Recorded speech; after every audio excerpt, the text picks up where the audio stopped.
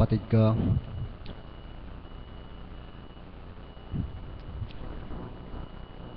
ang lamig po ng hangin, damandama ko po ang espirituhan dito. Buhay po ba ang Diyos? Bagamat malayo pa po ang Pasko, malugod ko po kayong binabati, pinasasalamatan, lalo yung mga bago na dumadatal dito. Tunay nga pong ang Diyos ay buhay. Sa tuwin na po magpasalamat tayo. Ang Diyos, hindi natin alam, gumagawa siya ng kaparaanan sa ating mga pangangailangan. Kung ano ang ating mga karamdaman, gumagawa siya, hindi natin nalalaman. Subalit sa pagtitiwala natin sa Kanya, manalig ka, ang iyong karamdaman ay gagaling. Tunay nga po ang pananampalataya sa Diyos Ama, kapag nasumpungan dito, hahanap-hanapin po natin. Sa umaga pong ito, bagamat wala pong listahan ng mga magsisipag-share,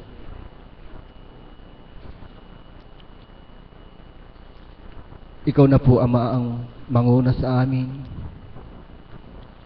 Ipagkaloob mo sa amin ang mga tao na magbabahagi sa umagang ito. Bigyan mo po kami ng katatagan, lalong-lalo na po ako. Wala po akong hawak na sharer, subalit nagtitiwala po ako sa iyo.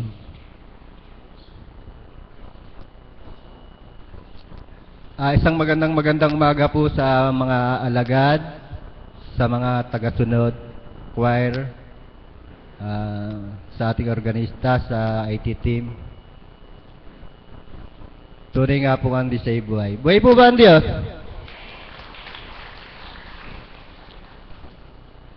One, two, three!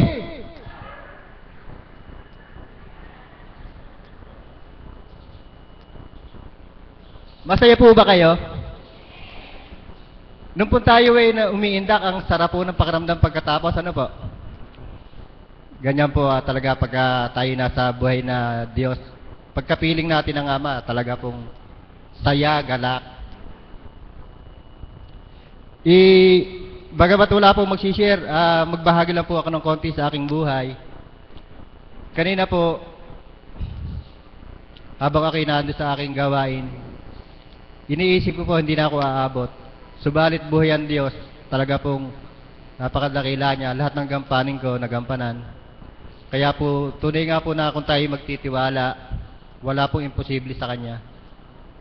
Ano man ang ating kalalagayan sa buhay, ano man ang ating karamdaman, ang ating pananampalataya, talaga pong ipagkaloob po natin sa Ama at Siya po ang bahala.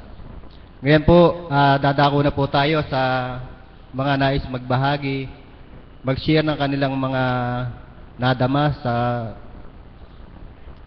lugar na ito, sa banal na dakong ito, kung ano ang mga kahiwagaan, kung ano ang mga kaganapan.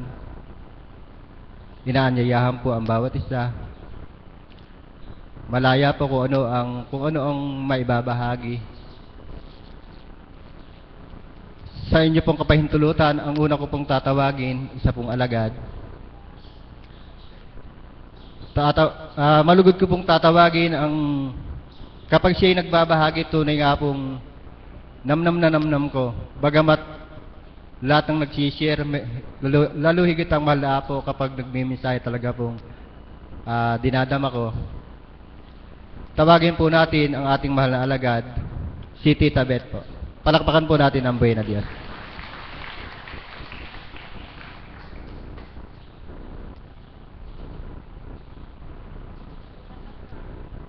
Kasi lagi ninyo akong pinapanguli ngayon unang-una. But anyway, kalooban ng Diyos, kaya muli amin dakilang Ama, pinagpupurihan kita at pinasasalamatan, sa muli binigay mo yung magandang araw na ito, upang akayin mo ang mga anak mo, sa kabila ng kanilang mga pinagdadaanan sa buhay, sa kanilang mga problema, sa kanilang mga pagdalisay, subalit naririto sila sa harap mo, upang patunayan ang kanilang pagtitiwala at katapatan sa iyo.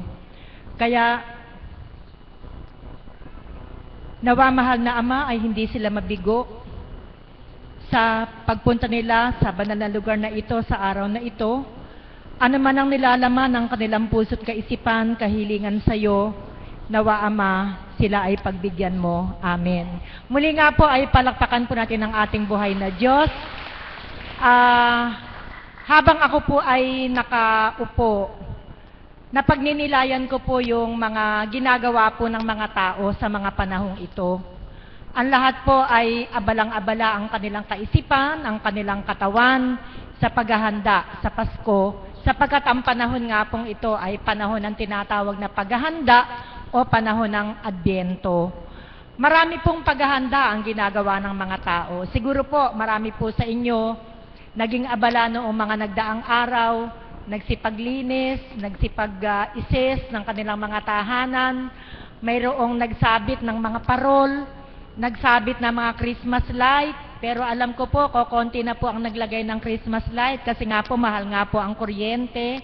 Pero sa ating munting kaparaanan, mayroon tayong mga ginawa upang maramdaman ang espiritu ng Pasko. Amen po ba?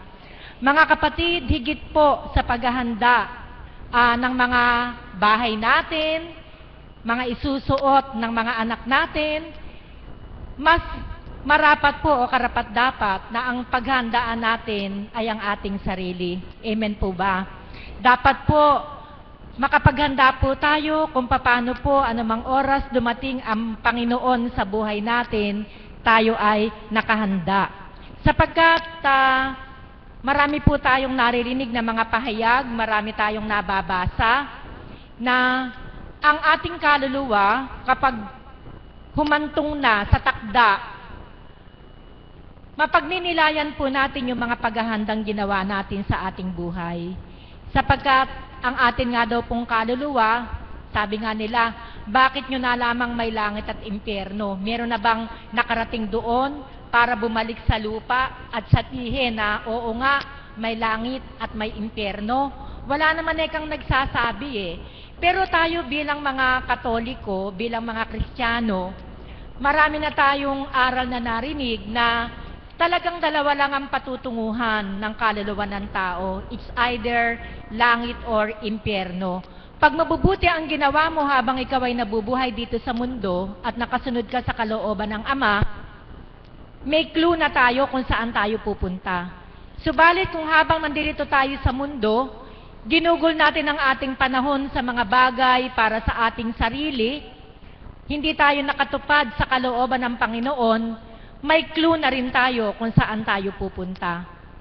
Sino ba yung kakwentuhan ko nung isang araw na may mga question nga daw kung meron daw ba talagang langit. Sabi ko, mayroong pahayag sa banal na kasulatan ng sinabi ng ating Panginoong Hesukristo na mauuna na siya sa kaharian ng ating Ama upang ipaghanda tayo ng ating silid. So, saan po nagpunta ang ating Panginoon? So, yun po yung mga proofs sa ating banal na kasulatan na meron talagang kalangitan o kaharian ng Panginoon. At isa pa po, maidagdag ko pa,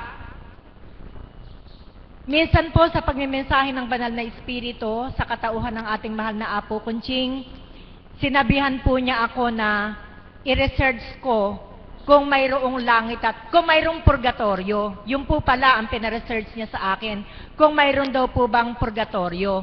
So, ni-research ko po at hinanap ko kung mayroong salitang nabanggit na purgatorio sa banal na kasulatan. Wala po akong nakita. Ewan ko po kayo, sa inyong mga pagbabasa, meron po ba kayong nabasa sa Bible na meron pong purgatorio?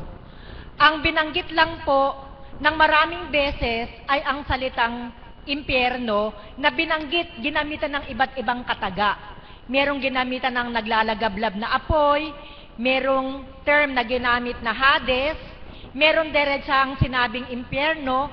Binilang ko po, ayon po sa aking research, ang salitang impyerno ay nabanggit po ng almost 200 times sa ating banal na kasulatan.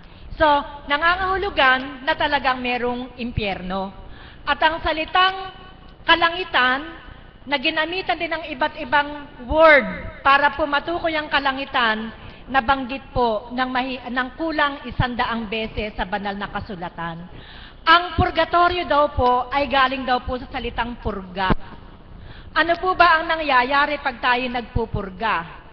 Hindi po ba lahat ng hindi marapat sa ating tiyan ay ating inilalabas?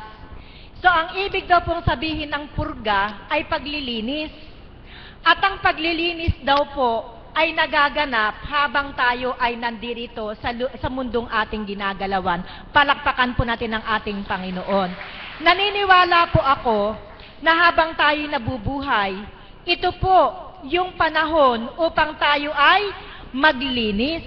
Paano po tayong makakapaglinis kung tayo patay na? Kaya habang tayo nandirito sa mundo, maglinis na po tayo. Ito po yung tinatawag na paglilinis ng ating kaluluwa na nanggaling yung salitang purga, kaya po nabuo yung salitang purgatorio. At may nabasa pa po ako na nagsasabi na ang purgatory daw po is a process. It's not a place. Hindi po siya isang lugar, kundi ay isang proseso kung paano natin lilinisin ang ating kaluluwa. Yan po yung nabasa ko. Kaya nabuo po sa aking kaisipan na pagka namatay ang tao, dalawa lamang ang patutunguhan. Yung kaluwalhatian ng ating Panginoon, na kasama mo ang ating Diyos Ama at ang Diyos Anak, at doon sa opposite ng kaharian, which is the impyerno na pinagaharian ng Diablo, ni Lucifer, ni Beelzebul o ng demonyo. Iisa po yon, Lucifer, Beelzebul, demonyo, iisa lang pong salita yon. Kaya mga kapatid, habang tayo nandirito sa lupa, dapat ay naghahanda tayo.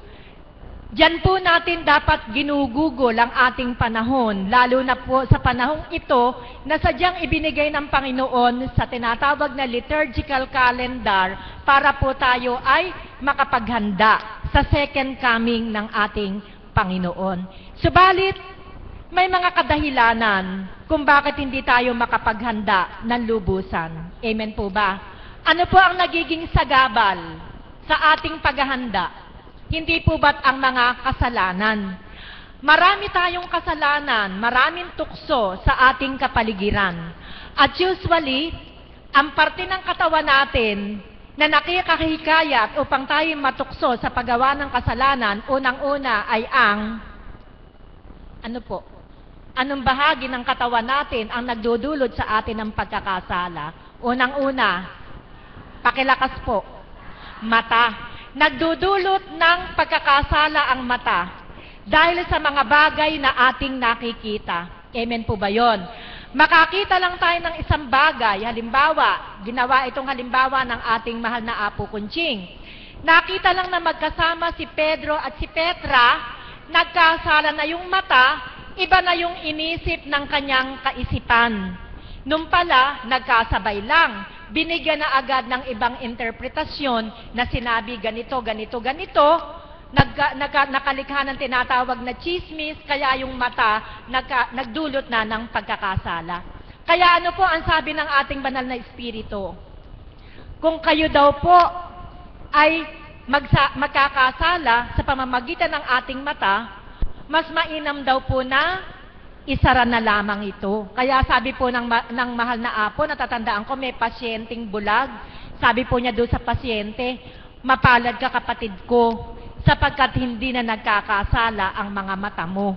Yun po ang sabi ng banal na Espiritu doon po sa pasyenteng bulag. Kaya meron din pong passage sa Bible na nagsasabi na kung nagkakasala daw po yung mata, mainam pang dukutin na lamang ito para hindi na magkasala. So, ang mata natin ay source ng kasalanan. Kaya yan po ay dapat nating bantayan upang hindi tayo magkasala bilang paghahanda sa ating paroroonan. Ano pa pong parte ng ang katawan natin ang nagkakasala bukod sa mata? Ang tenga. Paano po nagkakasala ang tenga? Sa mga naririnig. Paano po? Halimbawa, nakarinig ka ng yun sa kamukha ng chismis nga, narinig ng tenga mo, isasali naman ang bibig mo. Correct. Yung pong ating tenga. Yung pong tenga na yan, pag may narinig na isang bagay, baga pa lang, nagiging apoy na. So sa ganung kadahilanan, ang tenga natin ay nagkakasala. Itong tenga natin ay magagamit natin sa kabutihan at kasamaan. Amen po ba? Say for example, right at this moment, ang tenga po natin ay nagagamit natin sa kabutihan. Bakit? Sapagkat nakikinig tayo ng mga magagandang aral na mula sa ating Panginoon. Subalit kapag ang tengang ito ay nagdulot na sa atin ng kasalanan, hindi na po maganda ang paggamit ng ating tainga. Pangatlo, so mata, tainga, pangatlo, ang ating bibig ay nagdudulot sa atin ng malaking pagkakasala. Sapagkat kung minsan, nakapagsasalita tayo na magdudulot sa atin ng kasalanan. Amen po ba yon? Kaya po ang inilalabas ng ating bibig ay dapat nating pinakakalimi-limi. Ang bibig na ito ay maaaring pumatay, maaaring bumuhay. Amen po ba yon? Kapag ang mga salitang nilalabas nito ay makatutulong sa pagbabago ng ating kapwa, ang bibig na ito ay bumubuhay. Subalit kung ang bibig na ito ay ginagamit natin para makasakit tayo ng damdamin ng ating kapwa, ang bibig na ito ay pumapatay. Kaya maglimi po tayo sa gamit ng ating bibig. Pang-apat, meron pa pong isang parte ng katawan na nagdudulot sa atin ng pagkakasala. Alin pa po ito? Kamay, yes. Pag kumukuha ka ng bagay na hindi naman sa'yo, or pag ginagamit mo ito upang makapanakit ka ng kapwa mo, ang kamay na ito ay magdudulot din ng kasalanan. Meron pa po, ano pa po? Paa, correct. Ang paa po ay nagdudulot din ng kasalanan. Bakit? Hindi mo naman dapat puntahan, pinupuntahan mo. Ang paang ito ang ginagamit mo para magpunta ka sa sugalan. Ang paang ito ang ginagamit mo para magpunta ka sa kumukuti-kutitap. Ang paang ito ang ginagamit mo sa mga lugar na pinupuntahan mo na meron kang mga kabarkada na nag-iinuman. Kaya't ang paang ito ay nagdudulot sa atin ng kasalanan. Alam niyo po, ang bawat parte ng katawan natin ay ginawang mainam ng ating Panginoon. Sang-ayon pa kayo. Subalit ang tao, gawa ng kanyang kahinaan, ang mga parte ng katawang ito ay nagdudulot sa kanya ng kasalanan. Ang ating kapaligiran, gaya nga po ng sinabi ko, ay puno ng kasalanan. Sa makatuwid, ang pinagmumulan ng kasalanan ay nasa labas, external, kung tawagin natin. Anuman ang pagkakasalang nakikita natin sa labas, kung ang ating internal ay matatag, hindi po tayo madadala ng pagkakasala. Amen po ba yon? Sang-ayon ba kayo sa sinabi ko? Ibig sabihin, kahit sa kapaligiran mo ay maraming kasalanan kang nakikita, subalit matatag ang puso't kaisipan mo upang i-reject mo ang kasalanan, hindi ka magkakasala. Paano po natin matatamo iyan? Yan po ay isang biyaya na mula sa Panginoon. Kung tayo po ay busog sa mga aral ng ating Panginoon, lalakas po ang ating puso at kaisipan upang ma-reject natin ang mga kasalanan na nakikita natin sa ating kapaligiran. Palakpakan po natin ang ating Panginoon. Mga kapatid, hindi lamang ang katawan lupa natin ang dapat nating palakasin. Ano po ang ginagawa natin para lumakas ang ating pisikal na pangangatawan? Hindi po ba sinusistentohan natin ang pagkain para may panlaban tayo sa sakit? Kung minsan nga, yung mga bata, as early as month old, binibigyan ng mga vaccine, ng mga vaccination, para may panlaban ang kanilang katawan sa mga karamdaman. Ang mga matatanda naman, umiinom ng mga bitamina para may panlaban sa mga karamdaman. Kung pinapangalagaan natin ang ating katawan lupa upang ito'y hindi magkasakit, masigit nating dapat pangalagaan ang ating kaluluwa upang hindi tayo magkasala. Amen po ba? Pwede ba natin itong pakainin ng pagkain, ang ating kaluluwa? Pwede ba natin itong bigyan ng injection o vaccine para ito'y lumakas? Kailangan ba natin ng vitamin C para lumakas ang ating kaluluwa? Ang tanging makapagpapalakas ng ating kaluluwa ay ang banal na aral. Palakpakan po natin ang ating Panginoon. Sa mga kapatid, walang nasasayang sa inyong pag-upo sa mga sandaling ito. Sapagkat sa inyong pag-upo at pakikinig ninyo ng mga banal na aral, hindi nyo namamalayan, lumalakas ang inyong kaluluwa. Kaya meron na kayong panlaban sa mga tukso na nakikita natin sa ating kapaligiran. Yung pong mga parte ng katawan kong binanggit ko, totoo po yun na sila po ang nakapagdudulot ng kasalanan. Halimbawa, may nakita ka, yung nakita mo, papasok dito sa isip mo, papasok dito sa puso mo, at ilalabas ng bibig mo. Kaya yung bibig na ito, ang lagi siyang end para higit tayong magkasala. Kapag tayo nagsasalita, ang pagkakasala ay malamang na nagaganap sa ating buhay, sa pamamaraan ng ating pagsasalita. Alam niyo po, meron pong dalawang paraan para tayo ay mag-communicate sa ating kapwa, para tayo makipagpalitan ng kuro-kuro o anumang mga bagay sa ating kapwa. Sang-ayon po ba kayo doon? Ang dalawang uri po ng komunikasyon sa ating kapwa, pwede itong verbal, katulad po ng ginagawa ko ngayon. Nakikipag-communicate po ako sa inyo verbally. Yung pong nasa malalayong lugar, nakakipag-communicate din po sila sa atin sa pamamagitan ng text. At ngayon po, sa technology, pwede din po yung sa Skype, nakapagsasalita o nai-type nila kung ano yung mensaheng gustong sabihin sa inyo. Say for example, nanay ka, may anak ka sa abroad, hindi mo siya makakausap verbally, hindi ka rin marunong mag-Skype, kaya padadaanin mo sa text o kaya ay sa chat para humingi ka ng pamasko dun sa mga anak mo. So, iyon po, written communication, hindi po nabe-verbal. Alam niyo po, sa dalawang pamamaraan ng pakikipag-communicate, mas malamang pong magkasala pag verbal. Sang-ayon po ba kayo doon? Mas prone tayo na magkasala pag ang ginagamit natin ay verbal communication. Bakit po? Kasi po, kung minsan, yung volume ng voice natin na i-express natin na tayo ay galit.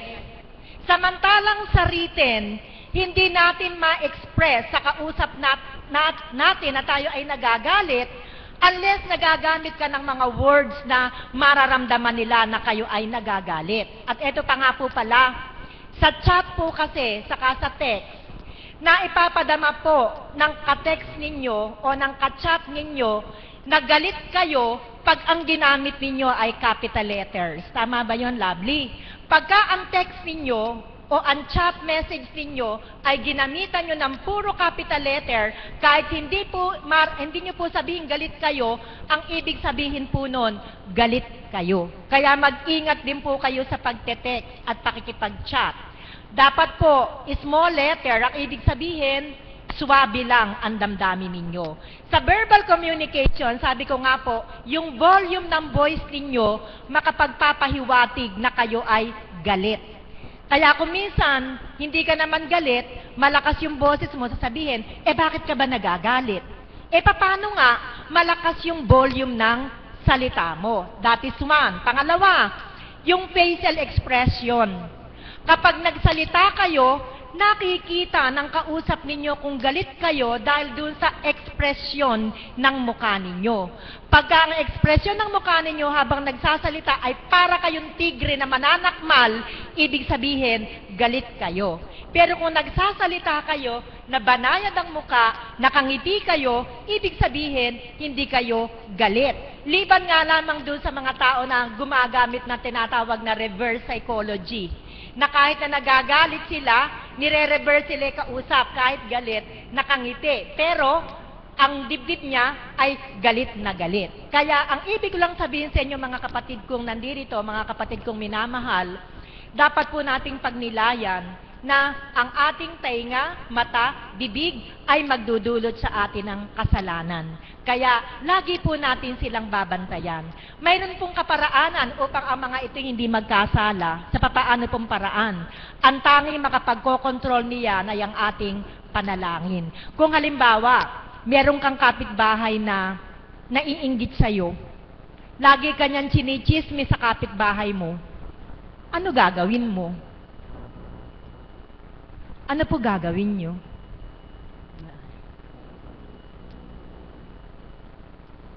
May nahuli ako. Ano po ang gagawin ninyo? Say for example, meron kayong kapitbahay na inggitera, lagi kang chinichismis. Isang araw nagkasalubong kayo, papalabas doon sa bakuran ninyo, anong gagawin nyo? Babatiin ko po siyang ngingitian ko. Yan, very good. Palakpakan po natin siya. Patunay lamang na siya ay natututo na sa aral ng Panginoon. Ang sabi niya, babatiin niya at ngingitian niya. Pero kung halimbawa, nakita mo siya, nauna sa iyo yung ngit-ngit, naku, itong kapitbahay ko na to, napaka-chismosa nito, lagi akong chinichismis, hindi naman totoo. Pagkakataon ko na ito, para siya ay mataktakan ko. Sino nagahari? Ang kalaban. Kaya sa tuwina, sa ating pang-araw-araw na buhay, lagi nating isaisip na dapat ang nagahari sa atin ay ang espiritu ng ating buhay na Diyos at hindi ang espiritu ng kanyang kalaban. Mga kapatid, pagka yan ay nagawa ninyo, isa po yan sa mga patunay na kayo ay natututo na sa aral ng ating Panginoon. Subalit, kung ang ginagawa ninyo ay hindi kaiga-igaya sa ating Panginoon, ibig pong sabihin, araw-araw nandirito ka, araw-araw nakikinig ka, pero walang nangyayari sa buhay mo, hindi ka pa rin natututo. Halimbawa po, sa mga kalalakihan naman, halimbawa, hindi ka na ipagtimpla agad ng kape, ng kabiyak ng puso mo. Kung wala ka pa sa Panginoon, mainit ang ulo mo. Baka pag inisinerve sa'yo, may kasabay na pait sa lupa kung ano man yung ibibigay sa'yo. Pero pag binago ka na ng Panginoon, hindi mo agad narinig ang kabiyak na, hindi agad narinig ng kabiyak ng puso mo, ang request mo na bigyan ng kape, ano po ang gagawin ninyo?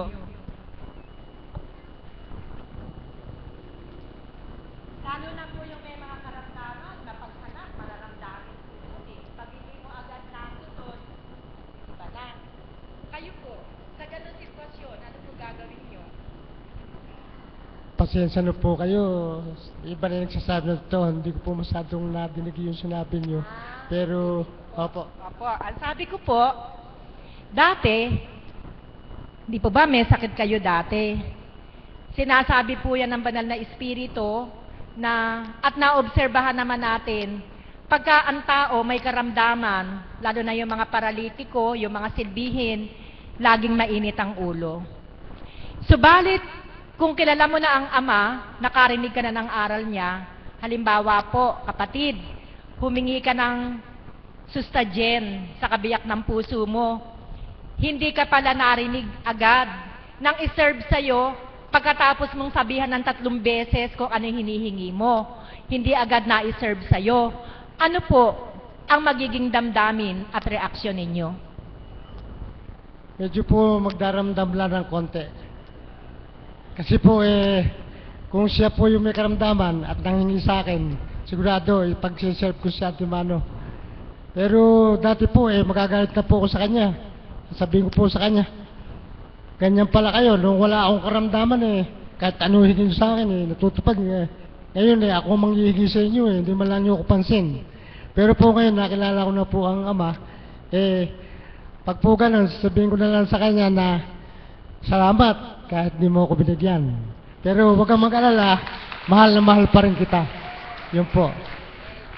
Akala ko po may konti pa ring damdamin ng galit So yung pangunawa, baka maraming ginagawa, hindi ka lang agad narinig, kaya hindi mo dapat pairalin ang init ng iyong ulo.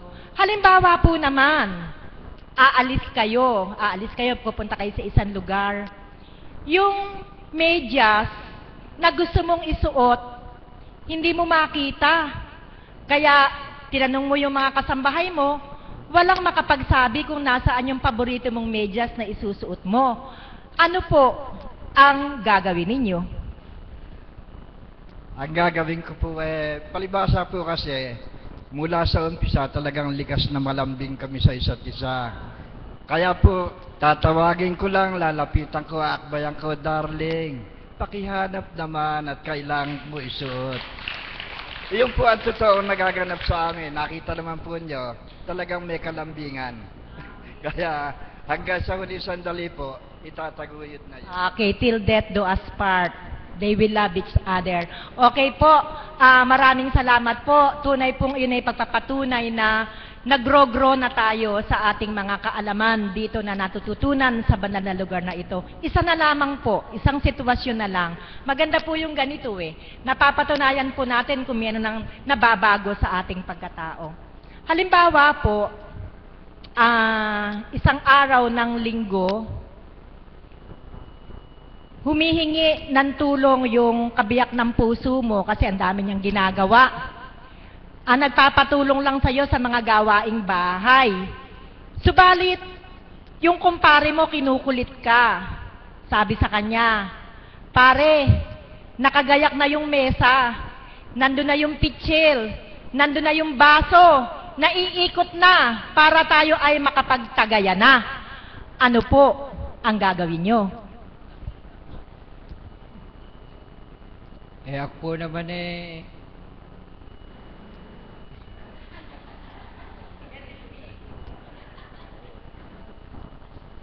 hindi naman ako natatangay ho ng barkada pagka rin lang ho may gagawin sa bahay. Nakakatulong din naman ho ako.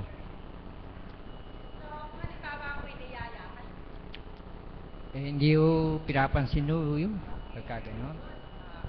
So, si kapatid, meron ng mabubuting aral na natututunan dito sa banal na lugar. Isa na lang po, isang-isa na lang. Halimbawa po, siyempre po yung mga may edad yung mga senior citizen marami ng mga insecurities, di po ba? Hindi mo lang agad mapansin nagtatampo na. Hindi lang madalaw ng mga anak na madalas-dalas, nagtatampo na.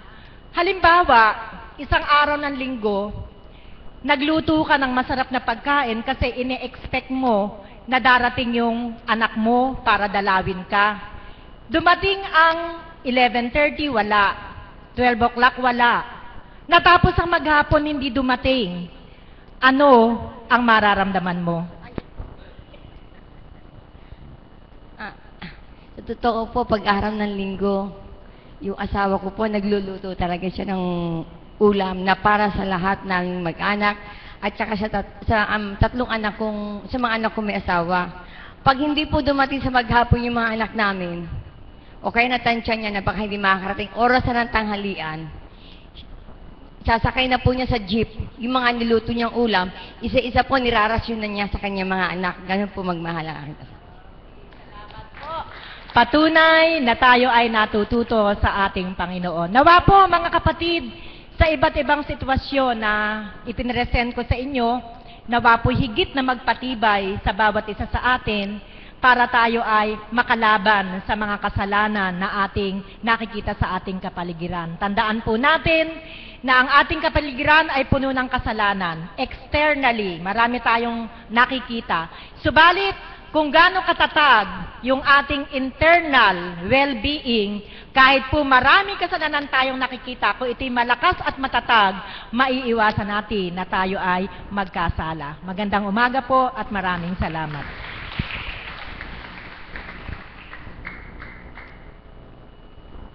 Maraming salamat po. Ang susunod po na ating tatawagin, isang aawit.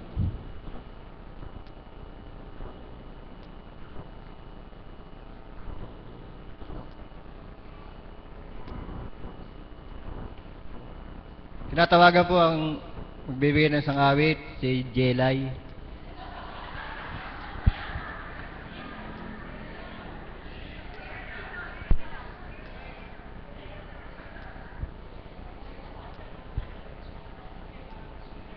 Patawad po, patawad po.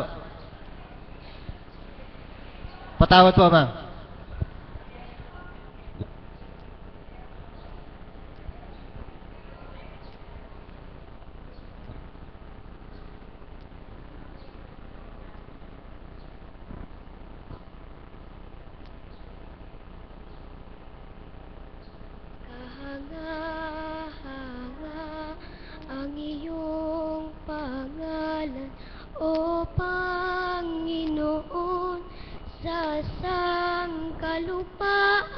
ipinagpunyi mo ang iyong kamahalan sa buong kalangitan. Pinagmamasdan ko ang langit, nagawa ng iyong mga kamay, ang buwan at mga bituin na sa langit iyong inilagay. Kahanga ang iyong pangalan, O Panginoon, sa kalupaan. Ipinagpunyi mo ang iyong kamahalan sa buong kalangitan. O sino kaya siyang tao na iyong pinagmamasdan, ang buwan at mga bituin na sa langit iyong inilagay. Kahanga-hanga ang iyong pangalan, O Panginoon, sa kalupaan. Ipinagpunyi mo ang iyong kamahalan sa buong kalangitan.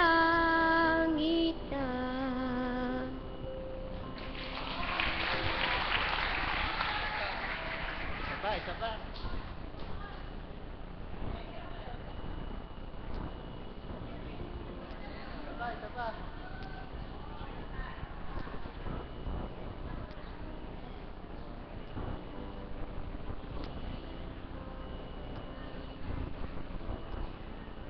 Palakpakan po natin.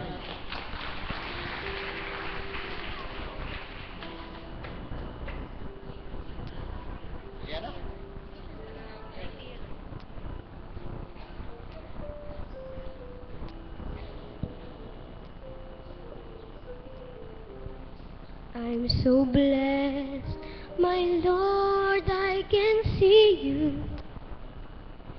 in all the lovely things so fine and true. I see you in the beauty of the flowers and the rain. I see you between the lines of a sweet refrain. I'm so blessed, my Lord, I can see you in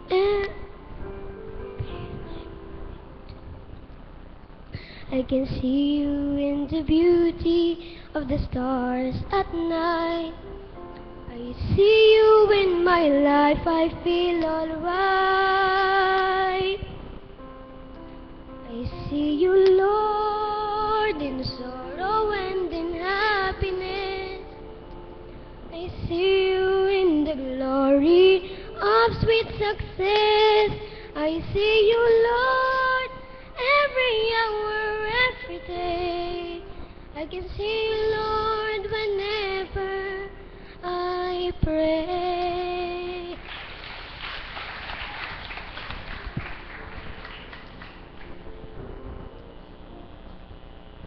Salamat mahal na kapatid bilang anak. Sa mura mong edad na yan, tunay nga na marami ka napapaligaya. Marami pang awitin na may pagkakalob ang Panginoon sa iyo. Pagpatuloy mo at siya ang bahala, bibigyan ka pa ng mas maraming at lalakas pa ang iyong kalooban. Maalis ang iyong hiya. Ang susunod po na magbabahagi, isa po ulit siyang alagad. Tawagin po natin ang ating kapatid na isang alagad, si kapatid na JR. Palakpakan po natin ang buhay na Diyos para kay kapatid.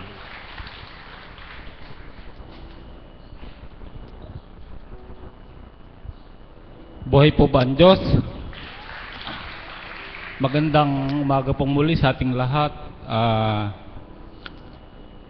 Sa bawat ginagawa ng Panginoon na hindi natin namamalaya na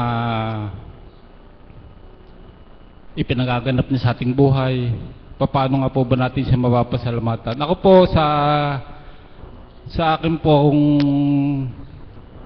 para ng pasasalamat na maibabalog sa Panginoon ay yung pong maipahayag ko po yung kadakilaan niya o paano po siya kumikilos. Kaya ngayon pong oras na ito, alam kong ang Ama ay buhay, ang banal na Espiritu, bagamat wala ang mahal na Apo. Dahil gusto ko pong ipagpasalamat sa Kanya yung isang bagay na mga hindi nating inaasahang ipinagaganap niya, kagaya po nung meron po akong kapatid na dumating na halos almost mag-20 years sa ibang bansa. Subalit sa kalooban ng Diyos ay nandirito po sila ngayon sa bansang Pilipinas. Yun po isa kong pinagpapasalamat sa Panginoon sapagkat sa tinagal-tagal ng panahon, hindi po madaling taon yung magdadalawampung taon. Subalit buhay na nakauwi sa dakong Pilipinas. At hinihiling ko rin po sa Kanya, alam ko po na sa mga oras na ito, ang Diyos nakikinig sa bawat na hinihiling natin, lalo na kung para sa ating kapwa, hindi para sa ating sarili, hindi material na bagay, kung hindi makaapuhap tayo ng kaluluwa na punong-puno ng karamdaman. Ang ibig ko pong itura na ay ang hindi ganap sa banal na Espiritu na kagaya natin na sa tuwin na nakakapakinig tayo sa mahal na Apo Kunching. Inaakin ko po na sa pamamagitan ng Ama, ng banal na Espiritu na isang araw ay ihipuin niya at idadako sa dakong ito sapagkat ako po nananalig at naniniwala na anumang bagay na ipinlano ng tao, kung hindi kalooban ng Ama, hindi po makakarating dito. Pero ako po nagtitiwala na sa oras na ito, sa katauhan ng kapatid na Mirna na kung saan dako siya pinaroon, alam ko pong ipahihintulot ng Ama na isang araw mapupunta sila sa dakong ito. Kaya po, itong mga bagay na ito, ang mga bagay na hindi kayang ipaganap ng tao, kundi magmumula sa Diyos na buhay na ating pinaglilingkuran sa dakong ito. Kaya patuloy lang po tayong manalig at magtiwala sa Panginoon, na sa bawat pagpapahayag po natin ng kadakilaan niya sa nagaganap sa ating buhay, angkinin po natin at namnamin po natin sa bawat nating sarili na ang Diyos ay kumikilos sa hindi natin namamalayan, na mayroon na pala siyang ginagawa sa ating buhay na hindi natin nababatid na sa Kanya na pala nagmula. Kaya napakahalaga po ng pagninilay ng bawat isa sa atin na ang Diyos na kinikilala natin, na ang Diyos na tinutunguhan natin sa dakong ito sa pamamagitan ng banal na Espiritu sa katauhan ng mahal na Apo Kunching ay buhay na buhay. Kaya palakpakan nga po natin ang Panginoon. Kaya patuloy lamang po tayong manalig at magtiwala sa Panginoon na anumang kahilingan natin, anumang kailangan natin, hindi man natin hilingin batid yung bibigay niya. At ang lahat ng gagawin natin, pagpapasyahan natin, kung isasanggunin natin sa Panginoon, batid kung papatnubayan niya, higit lalo po kung para sa ating kapwa, hindi lamang po para sa ating sarili. Muli magandang umaga po sa tanghali. Salamat po mga kapatid.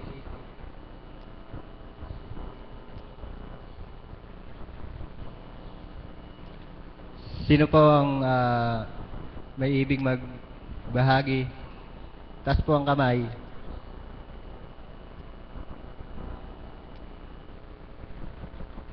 Dadako po tayo dito.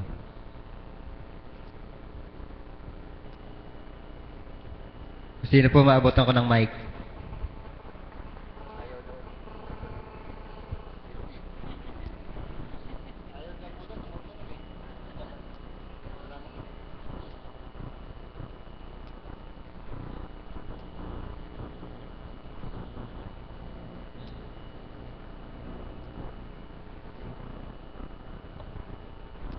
Isang mapagpalang umaga po sa atin lahat. Ako po isang pasyenteng kamukha din nyo noon. Ang naging karamdaman ko ay sa mata. Kaya po kayong may mga karamdaman sa mata, huwag po kayong malumbay na hindi kayo makakakita. Ang Ama po ang magbibigay ng kaparaanan upang kayo makakita. Ako po isang manananim. Ang aking pong matay na puwing ng putik. Nung pong ito'y, dinala ko na din po sa isang albularyo. Ito po'y kanyang ginayod. Hindi po ito'y naalis.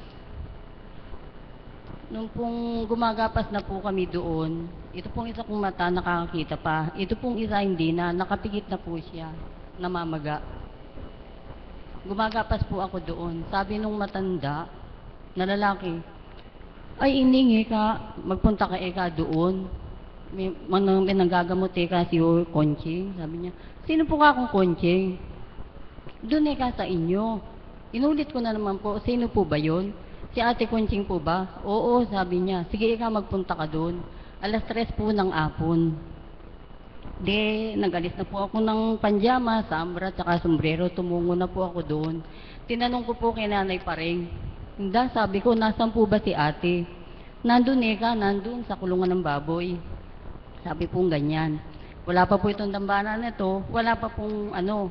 Hindi po dumiretso ako doon. Sabi ko, natanaw po ako ni ate ko, sabi niya, o ano ekang gusto mo kapatid?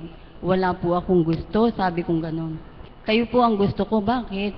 Alam ko po, kayo na po ang makakapagpagaling sa aking mata. Sabi mo, bakit eka, hindi naman ako eka ng gagamot? Umuwi ka eka doon, umuwi ka, hindi ako eka manggagamot. Hindi po ako aalis dito, sabi kong ganon, hanggang hindi niyo ako ginagamot. Ang suot po ni Apo Conching noon, yung kulay na dilaw na t-shirt, tsaka panjamang kulay asul, ang kanya suot. O sige eka, ayaw mo ekang umuwi. Binitawan po niya yung host niyang pinangaano sa kulon ng baboy. Kung bilang pagkatao lang po, hindi po niya ahawakan ng aking mata kung hindi kaparaanan ng Ama. O di po sabi niya, sige ka, pumikit ka. Di pinikit po yung mata kong ganun.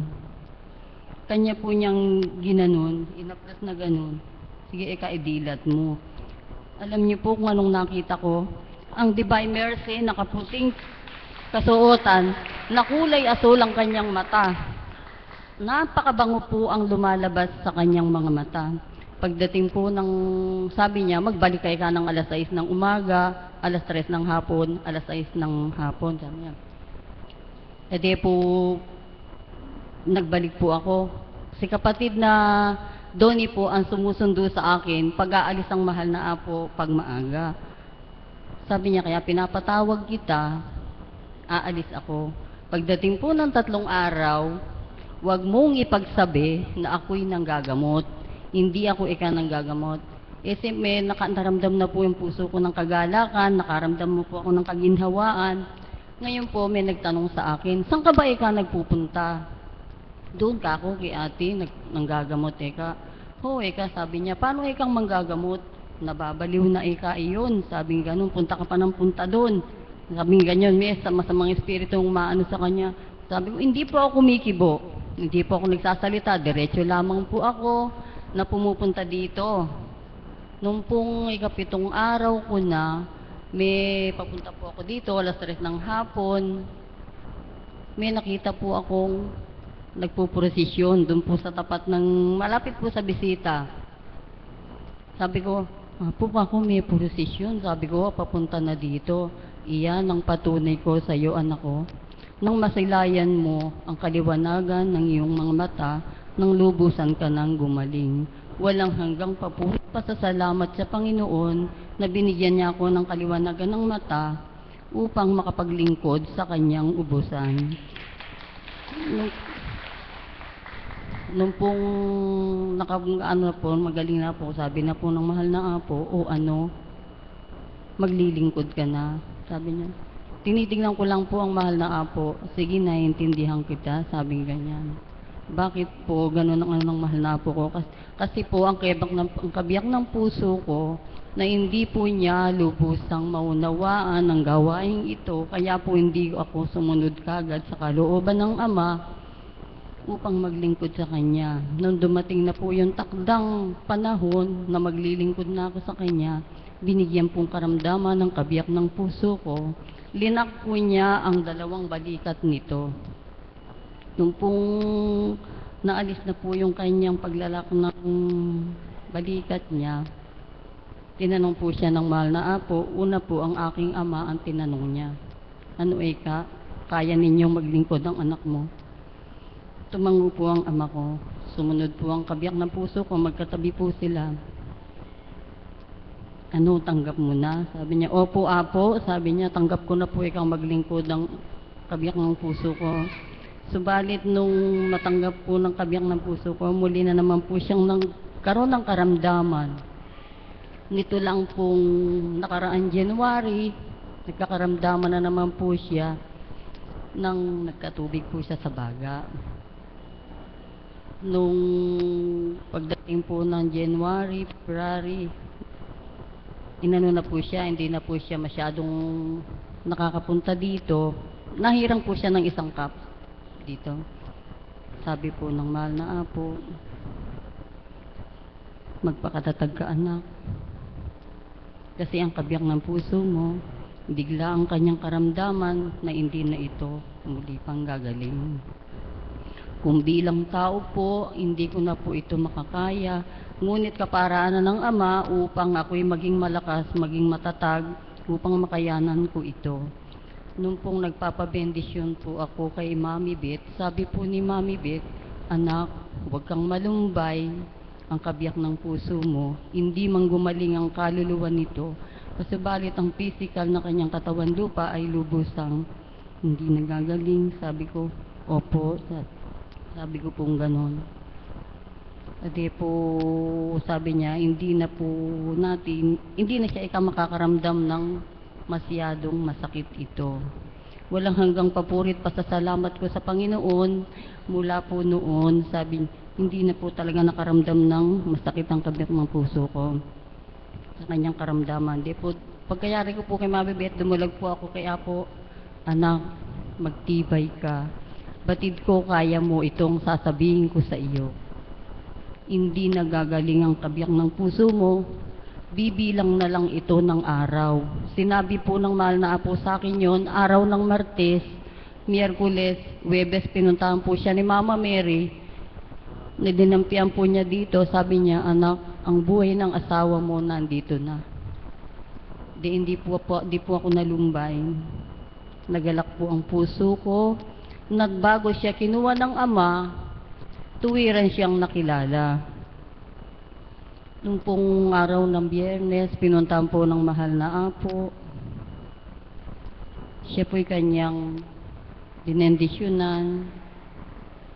Tinawag po ako ng mahal na apo sa kwarto namin, anak Eka, alika dito. Oras na lang hinihintay ng kabiyak ng puso mo, huwag mo na siyang iiwanan. Hindi ko na po siya iniwanan. Di po naglalaba po ako dun sa tabi niya. Yung anak kong isa nasa bukid. Yung isa kong anak, nandun sa konting itik niya na pinakain. Di po tanghali, tapos na po kaming kumain. Nung pong mag-aalas 4, tumabi po ako sa kanyang higaan.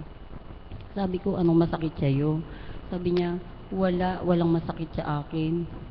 Sabi niya, pagod na ako. Sabi niya, total, malalaki na yung mga anak mo, kaya mo na Eka ito.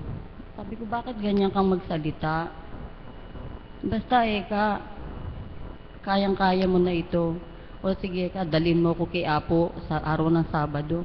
Sabi ko, hindi mo naman to kaya. Sabi ko, hindi mo na kayang lumakad. Sabi ko, hindi Eka, o sige Eka, ako ganito na lang ang gawin natin.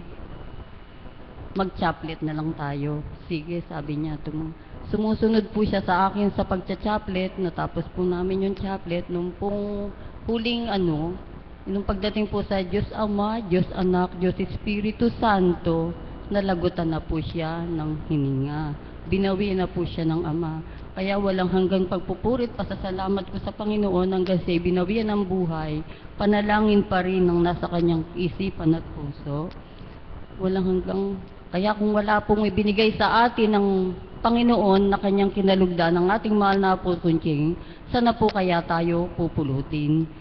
Sana po kaya ako makakarating? Siguro po napakarami ko ng utang kung hindi ko po nakilala ang Panginoon sa dakong ito. Maraming salamat po.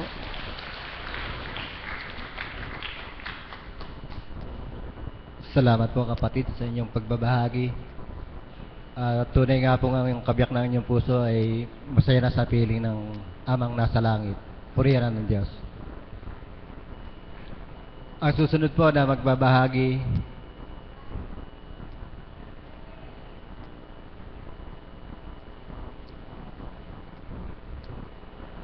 palakpakan po natin ang buhay na Diyos para kay kapatid na isang alagad, si Tita Promise.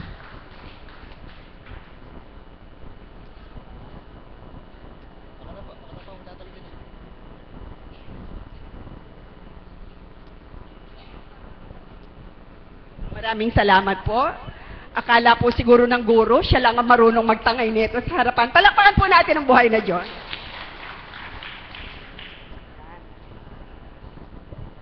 Alam niyo po, first time ko lang itong gagawin, kanya po tulungan niyo akong dumulog sa Panginoon. O Amang Dakila, papuring walang hanggan sa iyo ay aking itinataas. Salamat po, Ama, na niloob mong ako'y makarating sa banal na dambana mo upang makatupad sa pag-aatas mo. Ama, patawad po kung sa 2 araw na sunod, ako'y muling nasubukan mo. Subalit, Ama ko, alam kong nauunawaan mo. Kaming mga mahal mo ay niloloob mong ang parti-partisyon ay kaloob ng nararapat ayon sa kalooban mo. Sa umagang ito, Ama ko, ang pag-aalay ko kasama ng mga kapatid ko, naway loobin mong maging kagalakan at kagalakan din naman sa mga mahal kong kapatid na naririto sa banal na dambana mo. Amen. Palakpakan po natin ang buhay na Diyos. Alam niyo po, ang kapatid na Gloria lang po ang gumagawa nito eh. Naniniwala po ba kayo? Opo, yung guro, pag dinala dito yan, kakanta na yon. Pero sa pagkakataong ito, samahan niyo ako. Kantahin natin ang Jingle Bell Rock. Alam niyo po ba to? Alam niyo po ito. Ganito lang po ito kasimple. What a bright time.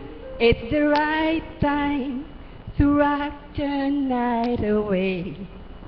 Jingle bell time is a swell time to go riding in a one-horse sleigh. Yep! O, hindi po ba? Ganun yun? Palakpakan po natin ang buhay na Diyos. Okay. Alam niyo po, alam ko pong naaantok na kayo eh. Amen po ba doon? Akala niyo po ha, ibang level to. Hindi lang guro ang may alam nito. Okay, samahan niyo po ako. Kantahin natin sabay-sabay. Mga kapatid kong choir, 10 ng mga taga-sunod at mga pasyente. Kasama sila Mami Beth. Awitan po natin ang Panginoon. Batiin natin siya sa Paskong ito. Okay? Sama-sama po tayo. Samahan niyo kami. Choir. It's the right time, the right place, not away. Jingle bell time, it's the right time to go in a one-horse sleigh. Jingle bell, jingle bell rock, jingle bell swing, and jingle bell ring. Knowing a battle so fun. Now the jingle hop has begun. Jingle bells, jingle bells, jingle bell rock, jingle bells chime.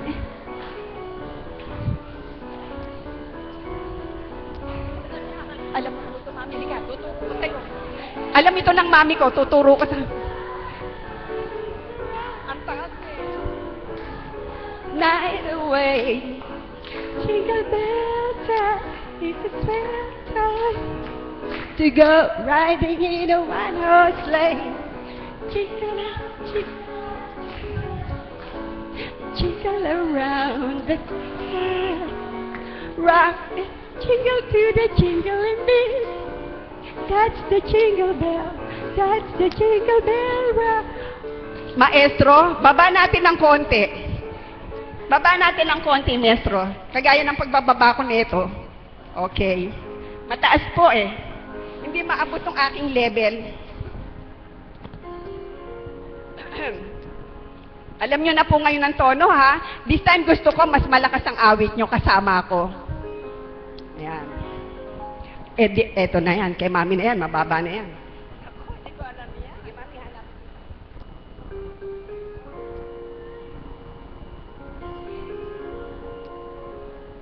War, unahan nyo na.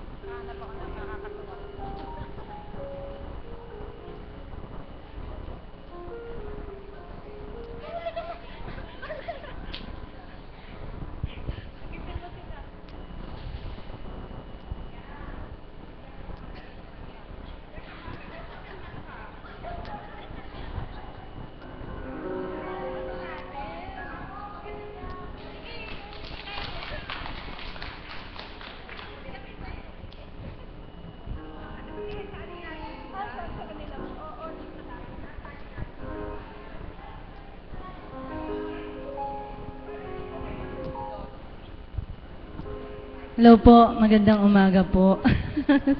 Merry Christmas po.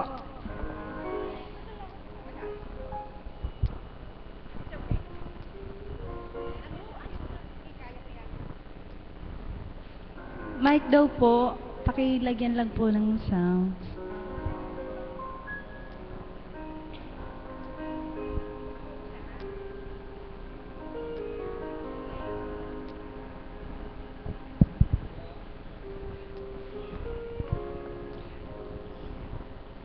What a bright sky is the right side to rock them away.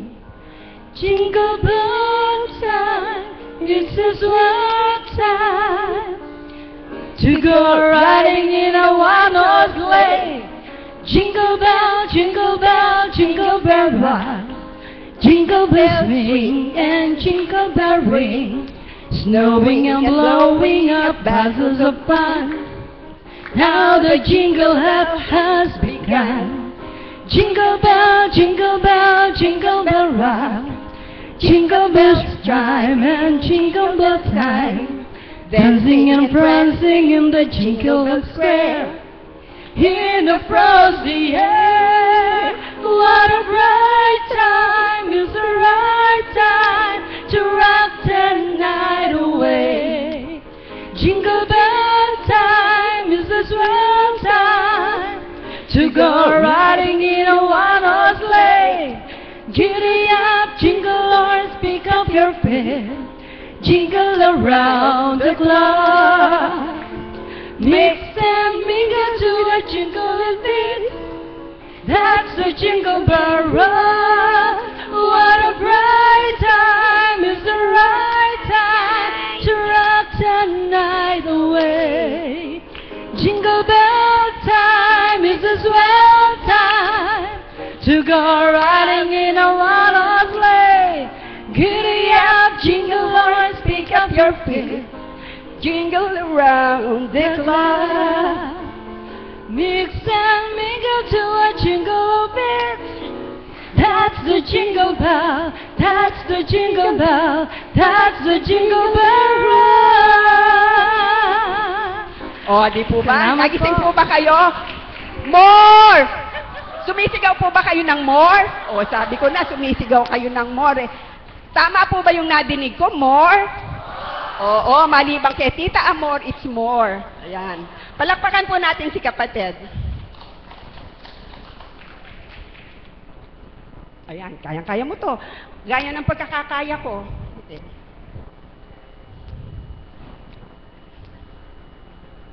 Okay? Pati, Pasko, +1. Oh. Palakpakan po natin si kapatid na Marlene.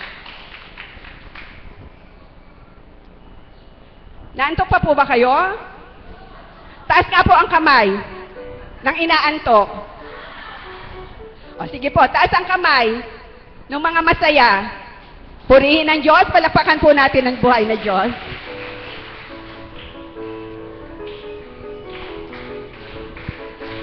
Pasko, ano naman? Oh, wait ka, wait.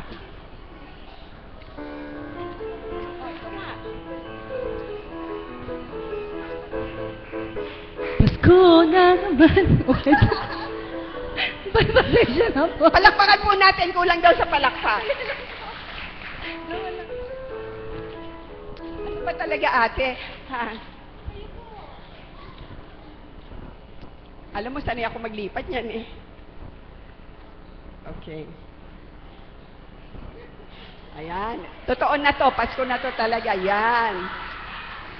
Tita Pilar, hindi ka dito. Hindi ka dito. Alam ko, ayan si Tita Pilar.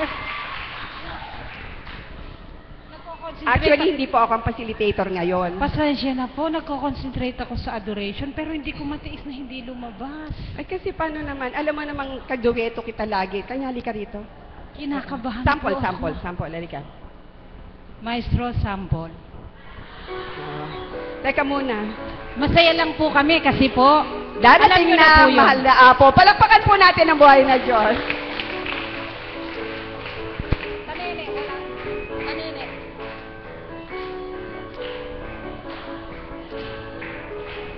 Halika na dito, kapatid. Bagong taon na. Alto.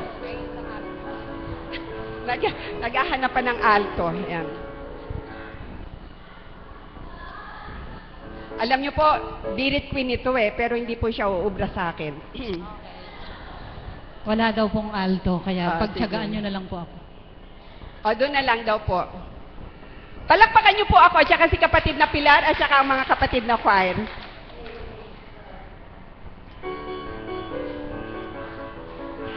Gandahan mo, kapatid. Pasko na naman, kaya kami ngayon naririto upang kayong lahat ay aming handugan ng iba't ibang himig na pamasko. May gayak ang lahat ng tahanan, masdan niyo at nagpapaligsahan. May ilaw at parol bawat bintana, na sadyang may iba't ibang kulay. Kay ganda ng ais ng simbahan, ang lahat ay inaanyayahan, nang dahil sa pagkalat sa sanggol na siyang magyari sa panghabang panahon. Ang Pasko'y araw ng bigayan, ang lahat ay nagmamahalan.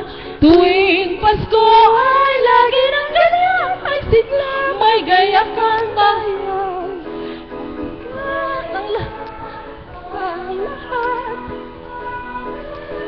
Yes, palakpakan natin si kapatid na Ana.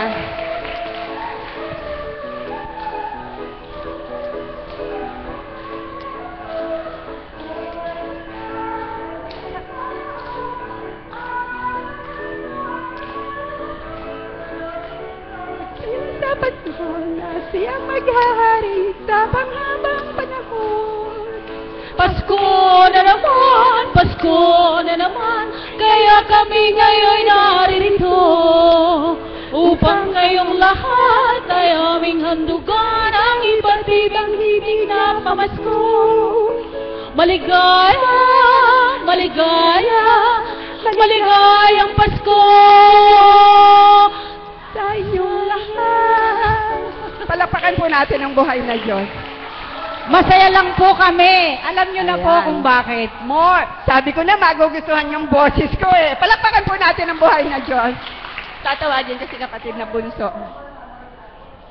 Di ba magandang Ayaw mo man kuya, magsosolo ako. Talagang di papayag. O siya. Teka muna, eri mo na si kapatid na bunso bago ka mag-solo. Alam niyo po, wala pong panama to sa boses ko, pero pagbibigyan ko lang sa oras na to.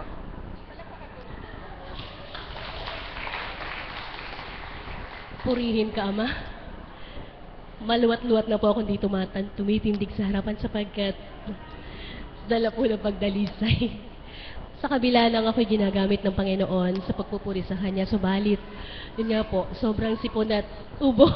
Kaya hindi po ako makatindig dito. No po? Bagamat gusto ko po talaga mag-alay. Anyway po, samahan mo ako kasi pag naubo ko, ikaw ang matasalo. Ano ba ito ba?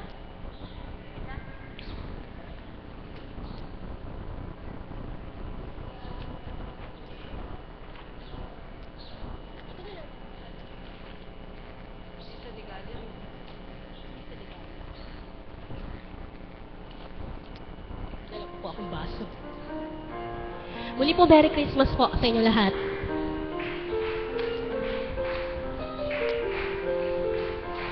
Misa de Gallo sa simbahan at nagtilao na ang tanda ng pagdiriwang at pagmisa, Paskong dakilang araw.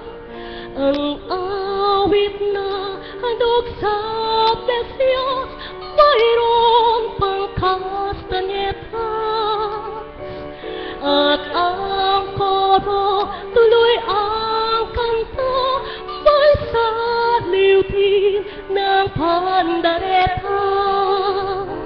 Misa de Gallo sa tuwing Pasko, nagdarasal ang bawat tao at nagpapasalamat sa pagsilang ng Diyos na hari ng mundo. At ang kanta, tuloy ang kanta, mayroon pang kastanyetas. At ang koro, tuloy ang kanta, may saliw din ng pandareta. Tayo po lahat. Misa de Gallo sa tuwing Pasko, nagdarasal ang bawat tao at nagpapasalamat sa pagsilang ng Diyos na hari ng mundo. Purihin ka, Ama, nakaganap ako. Sige po, habang hindi pa po ako inuubo. Ano pa ba hindi nyo nakakanta dito?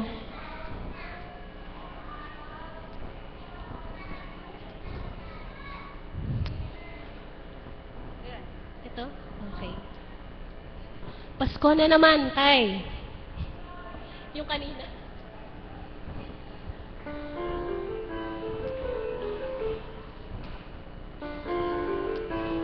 Merry Christmas sa ating lahat. Pasko na naman, o kay tuloy ng araw. Paskong nagdaang, tila bagong kailan lang. Ngayon ay Pasko, dapat pasalamatan. Ngayon ay Pasko, tayo ay magkawitan. Pasko, Pasko, Pasko na naman muli. Tanging araw nating pinakamimiti. Pasko, Pasko, Pasko na naman muli. Ang pag-ibig nagahari. Kay sigla ng gabi, ang lahat ay kay saya. Nagluto ang ate ng manok na tinada. Sa bahay ng kuya ay mayroong lechonan pa. Ang pamatahan, may handang iba't iba. Tayo na giliw, magsalo na tayo. Mayroon na tayong tinapay at keso. Di ba noche buena sa gabing ito at bukas ay araw ng Pasko. Pasko na naman, o kay tuloy ng araw. Paskong nagdaang, tila bagong kailan lang. Ngayon ay Pasko, dapat pasalamatan. Ngayon ay Pasko, tayo ay magawitan.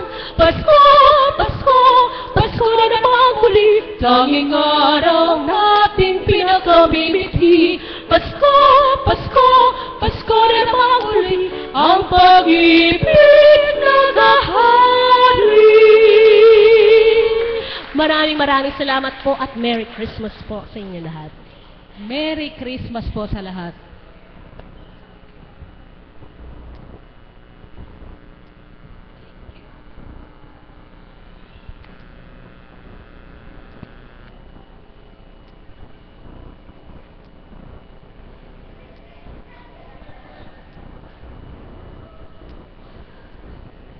Maraming salamat po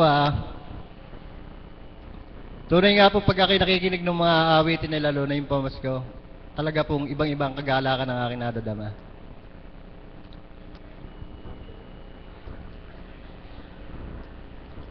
Habang maawit po ang ating mga mahal na alagad, dumadatal po sa aking kaisipan, nangungusap po sa akin. Ang sabi po niya, wala man daw ang banal na espiritu ang kanyang katauhan bilang apo kong Subalit gumamit ako ng mga alagad ko upang kayo ay aliwin. Hindi nyo namamalayan sa inyong katapatan, sa inyong pananalig. Kung ano man ang inyong naramdaman ay nagkakaroon ng kagalingan. Amen. Buhay po ba ang Diyos?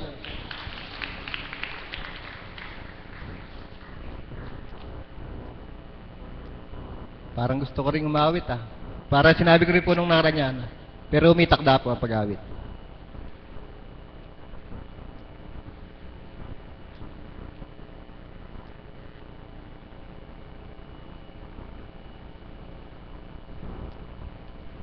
Isa pong bago ko po makakalimutan ang lahat po ng mga alagad ay inaanyayahan sa gaganaping retreat ng mga CAP 13 and 14 kung di ako nagkakamali sa 7J 14, 15 ang lahat po ng mga alagad ay inaanyayahan 14, 15 saan po sa 7J ba yan?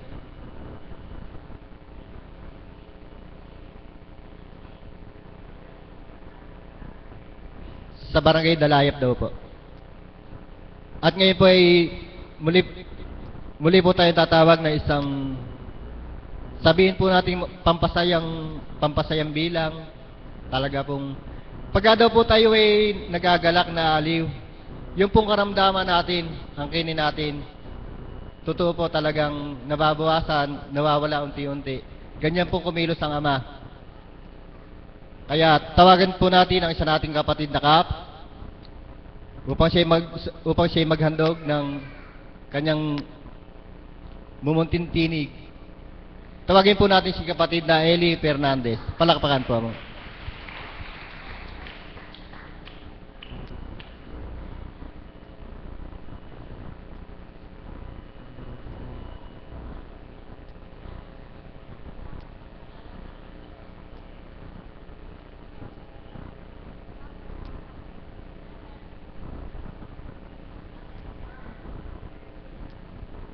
Anyway, tatawag po tayo ng muli ang isa pang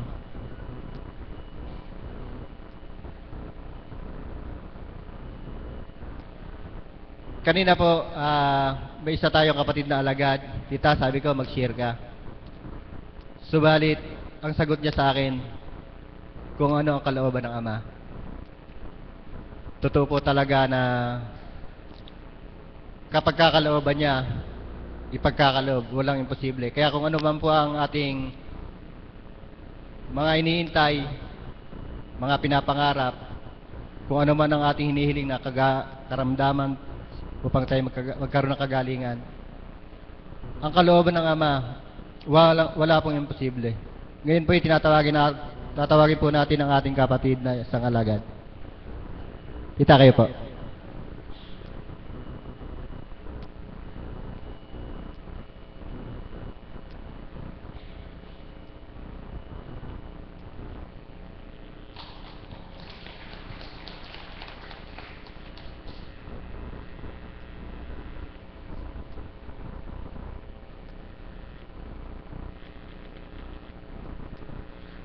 Muli, Ama, isang papurit pasasalamat sa iyo sa araw na ito na muli pinahintulutan mo ako sa bilang katauhan ko na tumayo sa harapan ng mga kapatid ko upang makapagbigay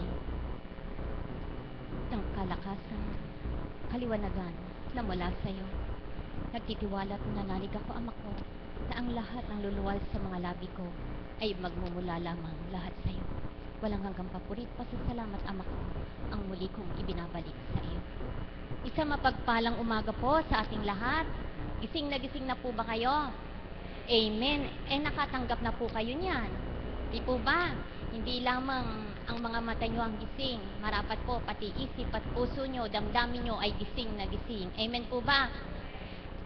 Naniniwala po ba kayo na sa pagkakaupo ninyo ay kumilos na ang Ama sa inyo? Amen.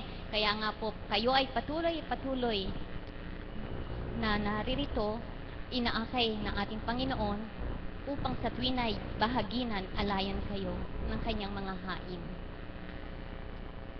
Nais ko pong magbahagi sa inyo, ito po yung naging kaganapan nung linggo lamang. Ibabahagi ko po ito at meron po akong isang kawan dito na magpapatotoo nito. Kung paano nga ang banal na espiritu sa tuwin na kapag tinatanggap mo ay tuwirang mananahan at magbabahagi sa iyo ng tuwiran. Nung linggo po, bilang pastol po ng Tondo chapter, every Wednesday po ang vigil namin, weekly po yon. At bilang pastol po, mga ilang vigil na po yun na tinuturan ko dun sa isang kapatid na may ibinabahagi sa akin ng banal na espiritu na minsan ay tutungo ako sa dako nila upang apuhapin yung ibang mga kawan na manaka-naka ay umaatin, subalit kadalasan na yung iyong hindi. Subalit nung time po na yon, may usapan po kami ng kapatid ko. Subalit nung araw pong yon, naulahan lang niya ako ng tawag. Talagang tatawagan ko po siya na hindi na ako makararating, na hindi ako tutungo bilang katauhan ko. Subalit ang sabi po niya, tita, kahit po ba after lunch, hindi po pwede.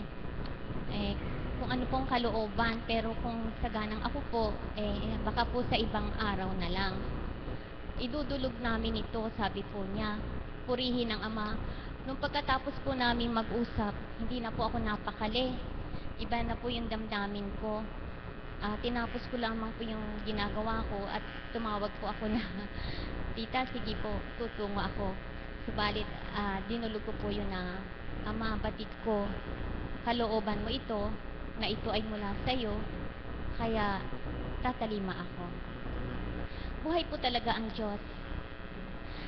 Nung time po na nasa biyahe na ako, nasa bus po ako, nakapikit po ako, may binabahagi ko siya sa kaisipan ko. Nung time na yon, itinext ko po dun sa kapatid ko na taga-Tondo kung ano yung ibinahagi sa akin. At alam niyo po ba, sa katotohanan po, kapag magkaisa kayo ng espiritu, di man magkaharap kayo, kahit nasa malayong lugar kayo, isip at damdamin nyo, nag-uusap ito. Iisa po yung naging bahagi sa amin nung time na yon. Binahagi ko po sa kanya sa text na, tita, maaari po ba na may bulaklak na maaaring ialay? Kulay puti at dilaw po. Katotohanan po, naririto po yung isang kapatid ko kasi po, hindi ko po alam yung talagang lugar nila. At pag-usapan po namin, magkikita kami sa simbahan po ng Espiritu Santo sa may tayuman po. Doon po kami nagkita. Dalawa lang po sila. Hindi rin po alam ng ibang kawan na darating ako. Dalawa lang po sila at yung isa andito po ngayon. Kaya po nagbahagi ako sa inyo upang patotohanan dahil narito po siya, naririnig niya. Kung totoo po yung mga binabahagi ko sa inyo. Alam niyo po ba nung time na nag-text ako na sa kanya ng tungkol sa bulaklak, kapatid, nasaan kayo nung time na yun? Nung time na po na tumawag ang si Sister Dory na bumili ng bulaklak, nandun po kami sa palengke, kasalukuyan pong pumipili ng bulaklak kung anong kulay. Tatlong bulaklak po ang pinagpipilian, isang kulay lavender, puti at saka dilaw. Ang taga pong nanaig sa puso nung kapatid naming isa ay kulay dilaw at saka puti. Yung pala po talaga ang tagang pinapabatid ng banal na espiritu na puting bulaklak at saka dilaw ang ipababahagi sa mga sakawan. Maraming salamat po. At nung time din po yun na kasalukuyang ibinahagi sa akin, binahagi din po sa kaisipan ko bakit bulaklak. Di ba anak ko, sa tuwina na ako'y nagpapadama sa kanila, pinasasamyo ko ang halimuyak ng bulaklak sa kanila. At kapatid, nung time naman ngayon na kayo ay bumibili ng bulaklak, ano naman po ang nasamyo ninyo? Bago po kami umalis ng aming bahay, yung kapatid namin si kapatid na Emma, sabi ko, bakit may nararamdaman ka ba? Kasi panay pang haplos sa puso niya. Sabi niya, hindi, wala. Ibang pakiramdam ko, parang may atas na hindi ko pa alam kung ano. Tapos sabi niya, ang bang-bango. Pumasok po siya sa aming bahay. Tapos nung pinaamoy niya yung kanan niyang kamay, sabi niya, amoy mo yung kamay ko. Nung inamoy ko po, tagang pong napakabango, pati po sa loob ng bahay namin, humalimuyak po ang bango ng bulaklak na hindi po namin alam po anong bango tagang. Kaya po ako naluluha, galak na galak po tagang puso. Ang puso namin lahat ng aming kawan. Dahil po sa pinasam yung bulaklak, sa hiwagang pinakita sa amin ng banal na espiritu na kahit nasan kami, hindi kami nawawalay, hindi niya kami iniiwanan at patuloy niya kaming sinusubaybayan sa lahat ng oras. At binibigay niya ang kagalakan sa aming puso. Maraming salamat. Maraming salamat sa iyo, kapatid. Ang katotohanan po talaga na kapag kumilos siya, hindi man natin nasisilayan ang ating mga mata, subalit kumikilos siya na wala tayong kamalayan. Kaya po tayo mga kapatid, di po ba, sabi nga, ang pagdalisay pagsubok ay kaakibat na ng ating buhay. Subalit patuloy tayo ay nakahulak po sa anumang ating pinagdadaanan sapagkat siya po ang kumikilos para sa atin. Hindi nga lamang natin siya nakikita. At ngayon po na tayo ay nakadama, nakakilala, tumanggap sa Kanya, di po ba ngayon alam na natin kung bakit ang lahat ng ating mga pinagdadaanan ay nakakayanan natin. Dahil kung tayo lamang po sa bilang pagkatao natin, mahihirapan tayo, at totoong lahat tayo ay may kahinaan. Subalit sa tuwinay tayo ay sinisidlan ng kalakasan, ng katatagan, ng kaliwanagan upang patuloy na tayo ay lumaban. At nagpapasalamat ako sa Ama sa bilang katauhan ko. Ako'y pinagtiwalaan niya bilang maging pastol ng mga kapatid ko sa Tondo chapter sapagkat alam ko po na siya ang may kaparaanan na ako'y matungo doon, na maapuhap ang ibang mga kapatid ko. Alam niyo po bang naganap doon?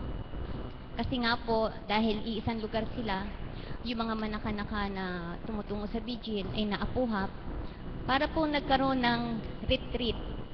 Nung time na nag 3 o'clock, nanalangin sabay-sabay, at nagkaroon po ng kaganapan na talaga naman pong hinugasan lahat kung ano yung mga laman ng isip at puso. Talaga pong nilinisan, tulad nga nasabi ni Tita Beth, ito yung time na kailangan maghanda, maglinis.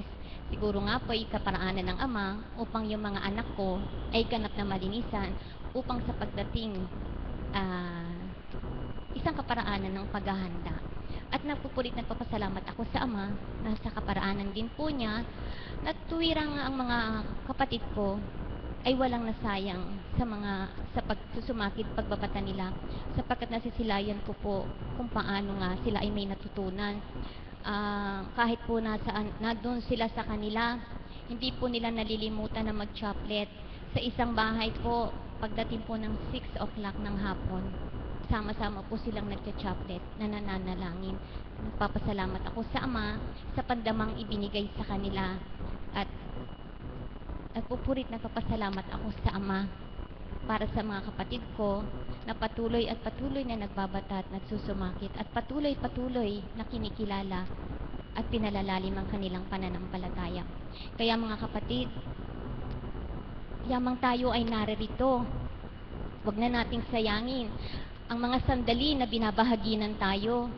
Sabi nga po, sa patuloy at patuloy na pagtungo nyo dito, bakit nga pa kayo ay sa tuwin ay naririto?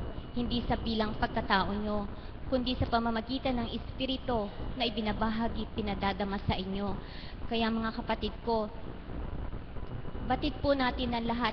Bakit ba kayo sa tuwin ay naririto? Dahil may nararamdamang kakaiba kayo. Yung mga may karamdaman po, di po ba? Kahit kuminsan may nararamdaman kayo, kuminsan may sumasakit sa inyo. Bakit nagsusumakit na makatungo kayo dito? Dahil alam po ninyo na may nababago sa nararamdaman ninyo. Amen po ba? Amen. Katotohanan po mga kapatid ko, huwag niyo pong iindahin yung mga nararamdaman ng katawan ninyo, kundi sa tuwin na ang namnamin ninyo yung mga inaalay sa dakong ito. Huwag niyong titignan ng mga bilang pagkatao na tumatayo sa harapan ninyo, kundi ang pakinggan nyo ay ang ibinabahagi at inaalay sa inyo. Sapagkat kung ito ang tuwirang pakikinggan nyo, maititimo sa puso't isipan nyo. At pag sumakitan na maisabuhay ito, tuwirang kayo rin ang makikinabang nito. Di ba ga mga kapatid ko? Amen. Unahin nyo pong pagalingin ang kaluluwa nyo.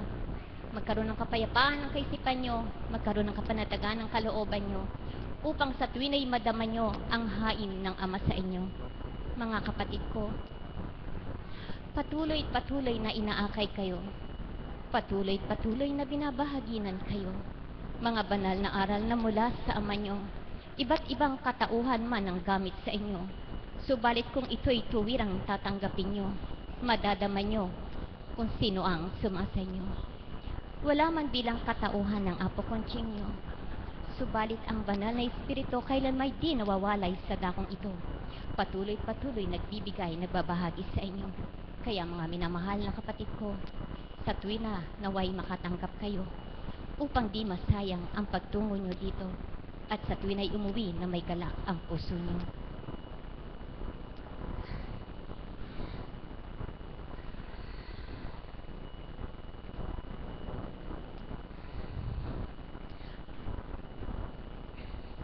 Ang sinamang may karamdaman, kung tuwirang inaangkin ninyo, di man nasisilayan ang mata ninyo, Ama ay nasisilayan kayo, naririnig kayo, ang anumang panambitan ninyo, batid na batid niya ito. Anong hindi pagkakaloob sa inyo, kung ito'y marapat, ibahagi sa inyo, at higit sa ikabubuti ninyo. Kaya mga minamahal ko, patuloy lamang na sa Amay lumapit kayo. Patuloy na sa Amay umasa kayo. Kailanman di pababayaran kayo. Ano man ang maging kaganapan sa inyo, ano man ang pagdaanan ninyo, Ama ang kasama ninyo. Sa tuwin ay kaantabay kaagapay nyo. Lahat ay mahulak po sa ninyo. Tagumpay kakamti nyo. Kagalakan na sa inyo. Isa mapagpalang umaga po sa ating lahat.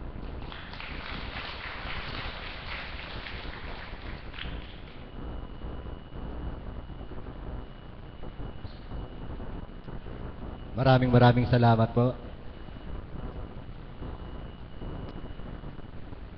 Mula po sa Valenzuela chapter,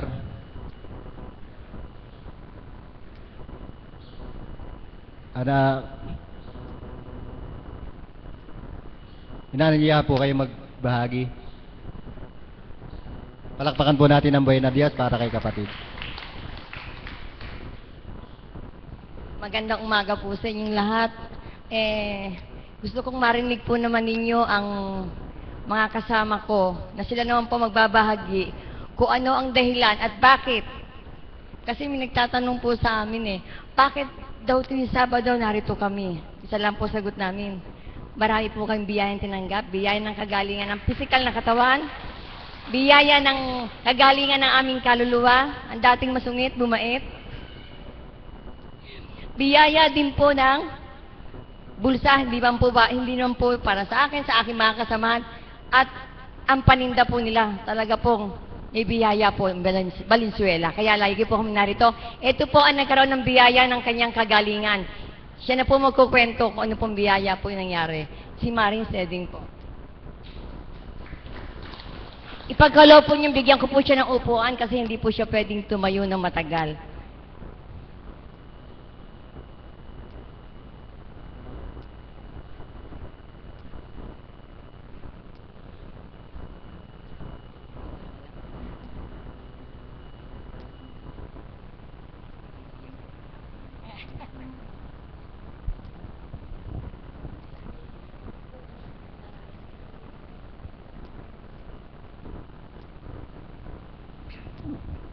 Magandang umaga po sa ating lahat.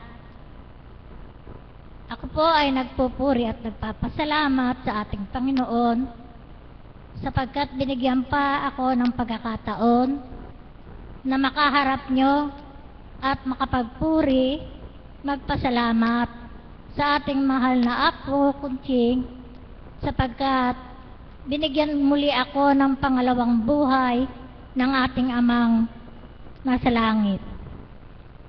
Tunay po na ang aking maisishare sa inyo at talagang gustong-gusto kong tumayo rito bagamat ganito ang pagharap ko sa inyo na nakaupo dala ng kapinsalaan ng aking mga paa. Nagpapasalamat po ako sa Ama sapagkat tunay po siyang buhay para sa akin. Nangyari po ang karamdaman kong ito noong kaarawan pa naman ng ating mahal na Apo Kunching.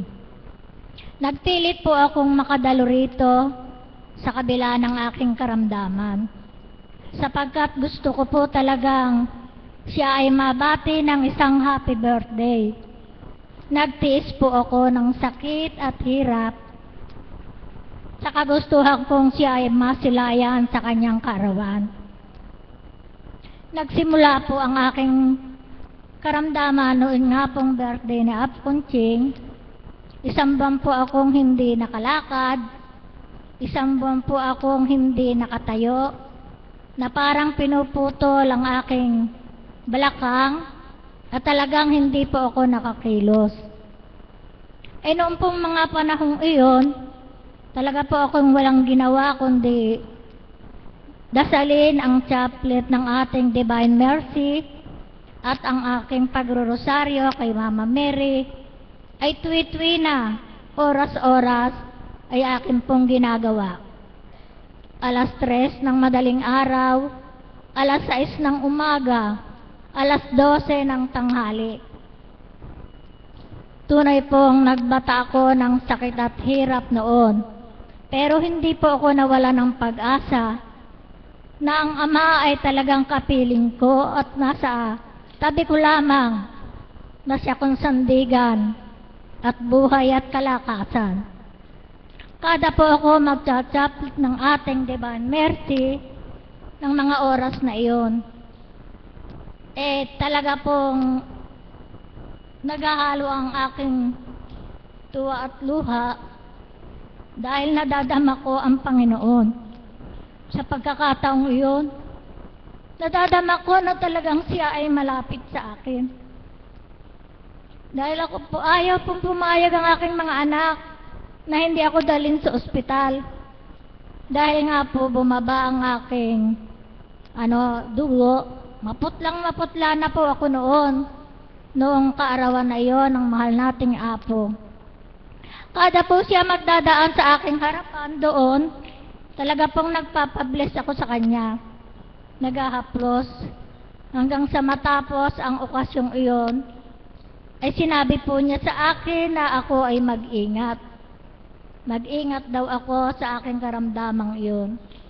Pero matatag po ang aking pananampalataya at pag-asa na ako ay bibigyan pa ng Ama ng panibagong buhay.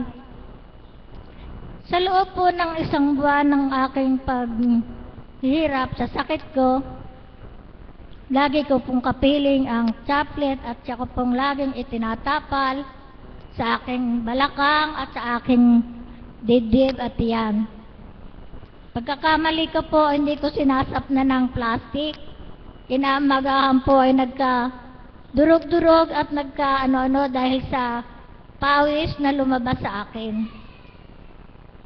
Tunay pong mabuti ang Ama, sapagkat sa bawat linggo na dumating sa aking paghihirap, ay unti-unti po akong nakadama ng ginhawa. Hindi po ako nagpadala sa aking mga anak sa ospital dahil ako po ay nagkapobya na sa mga saksak at sali ng dugo sa akin. Sabi ko, hindi ako magpapadala. Ikuha nyo na lang ako ng mga dahong atswete at itatapal ko kung saan masakit para ako'y makakilos, makagalaw. 1 linggo po akong nagtapal noon at talaga pong tiniis ko yung sakit. Ay, hindi po ako nakakain. Hindi po ako na makainom ng tubig man lamang. Pero kinukutsarahan po ako ng aking mga anak para mainom ko ang tubig na nilaga na hatol din ni Apo, na maglaga ako ng 4 na klase. Dahong kamyas, alokbate, talbos ng kamote, at saka dahong bayabas. Yun po ang kanilang pinagtiyagaan na kutsara sa akin para malago ko. Talaga pong hindi ko inaasahan na ako'y mabubuhay pa dahil nga sarado na yata ako ang aking lalamunan dahil hindi ako makakain. Tubig man lang hirap akong lagukin. Pero 3 linggo pong umabot yon. Ako po ay dadaanan ng aking mga kumare kasamahan sa Kristong Hari upang maglipat ng aming Kristong Hari na inililipat kada linggo. Ako po ay hindi nakakasama. Ang sabi ko po sa aking kumare noon, Mare, ako ay iyong i-over at nang tuloy-tuloy na akong lumakas. Ginawa po yon ng aking kumare, nag-ano sa aking noo, sa aking katawan, hinaplos-aplos niya po ako at tunay pong mabait ang Panginoon dahil unti-unti po akong nakadadama ng ginhawa. Ay sabi ko sa Ama, pag ako'y nananalangin, Ama, gusto ko pong makadalo naman sa anibersaryo ni Apo noong 27 noong Oktubre. Paano po akong makadadalo kung ako'y malata at hindi makalakad? Sabi kong gano'n ang maayos. Tulungan mo naman po ako na ibalik ang dati kong lakas, ang dati kong sigla at kagalingan. Alam niyo ba mga kapatid, 3:00 ng madaling araw, 1 linggo bago umabot ang anibersaryo ng 27, ako po ay dinaan sa panaginip ng ating mahal na Apo at meron pong isang matanda na ako'y tinatawag sa panaginip ko. Lumapit daw po ako, sa kanya. Paano po ako makalalapit? Hindi po ako matatag lumakad. Nang lalambot pa po ako. Yun ang sagot ko sa panaginip. Halika, halika. Yan ang sabi sa akin. Noong pong 3:00 nga po yun, pagkatapos kong manalangin, siguro mga 4:00, ginising po ako ng katabi kong isang apo na lagi ko pong katabi sa pagtulog. At sabi po sa akin, Mami, gising, gising. Hindi nung ako'y dumilat ng mata, bakit ka ako, Apo? Kasi po, umihiyaw kayo Tumutulo ang luha nyo, ninenervous ako. Bakit po? Sabi gano'n. Ano nga, baka ako ang sinasabi ko sa aking, Hindi ko nga po, Mami, maintindihan kung ano. Nung pong ako'y nagninilay nung mga oras na yon, ang nakita ko po noon ay ang dito sa ating chapter dito sa sa loob, yung nakaupo doon na matanda na nakagapos. Sabi ko, Ama, sabi kong gano'n, kung talaga po kung gusto mo akong makadalo sa ating anibersaryo ng mahal na Apo ay tulungan mo po akong bumalik ang dati kong lakas at sigla.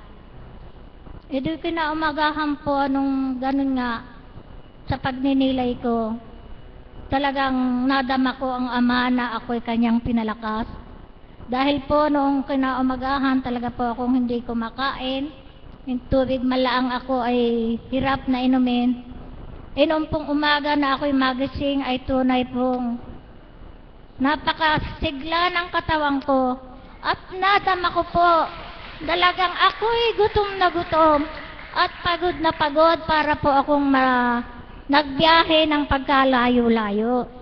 Sabi ko po sa anak ko, dali, ipagtimpla niyo ako ng kape.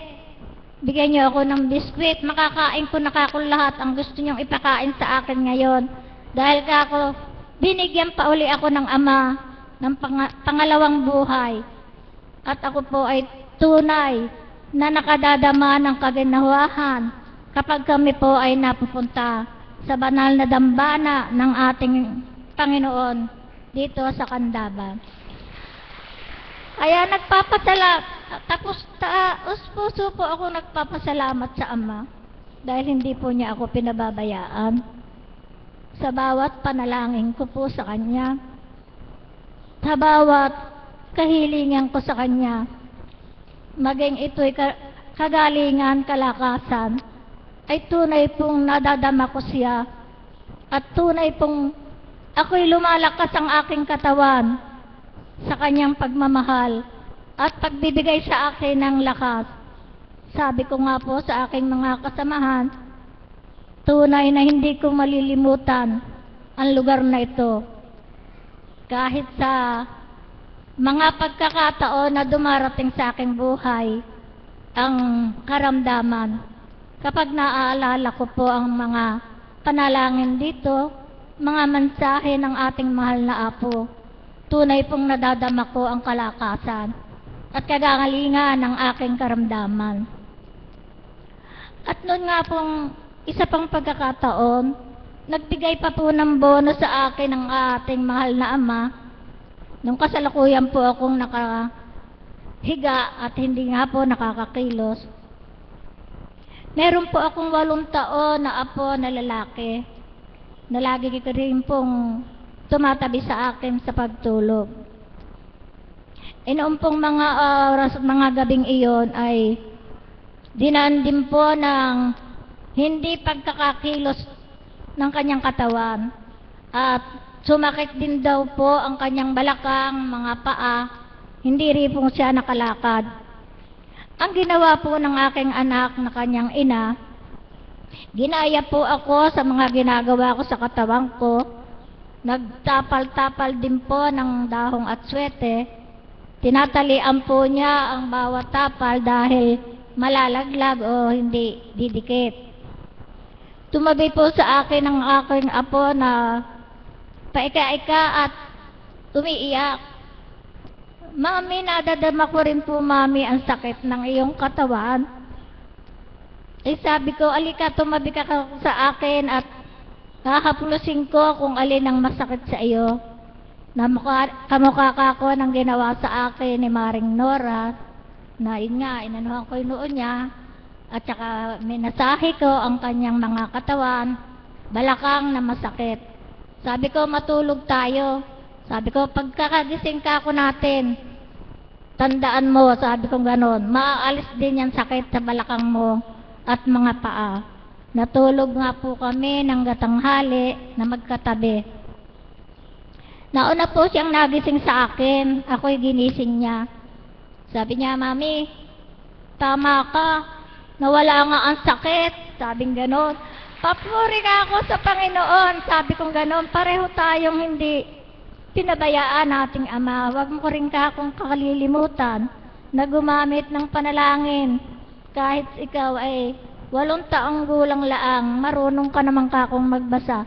Lagi mo rin ka akong babasahin itong chaplet ni Divine Mercy at ito ang nagpalakad sa atin, nagpagaling ng sakit at bumalik ang ating sigla na hindi tayo nadala sa doktor. Sabi nga po ng aking mga anak, lalo na yung anak kong lalaki, tunay nga kung na pumayag ang ating ina na nadala sa ospital uli, ay tunay nagagastos tayo ng malaking pera ang gagastusin natin dahil tiyak na sasalina ng dugo si nanay dahil wala nga raw akong dugo-dugo noon at maputlang maputla. Eh, salamat po sa Panginoon. Isang buwan po bago dumating ang anibersaryo. Ako po yung nakarating dito at hanggang ngayon, tunay pong malakas ako at malakas nang kumain. Salamat sa Ama. Salamat sa Espiritong Banal na nananahan dito sa banal na dambana. At marami rin pong salamat kay Apo Conching.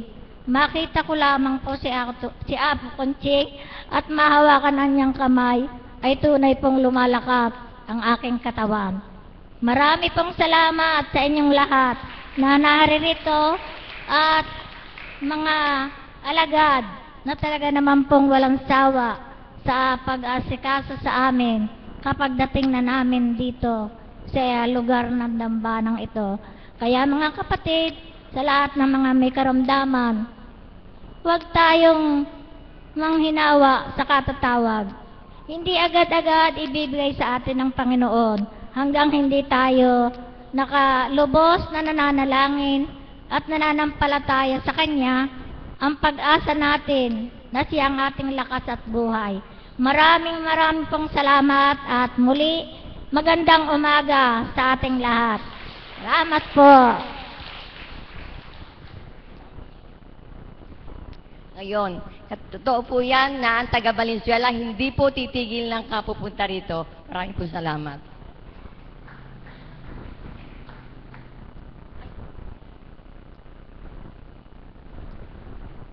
Marami pong salamat, nanay, kapatid, bilang espiritu. Tunay nga pong ang patuto nyo ay buhay ang Diyos. Marami po ang makaka-inspire sa binahagi nyo. Isang kagalakan po na madinig namin ang mga patutuan nyo. Salamat po.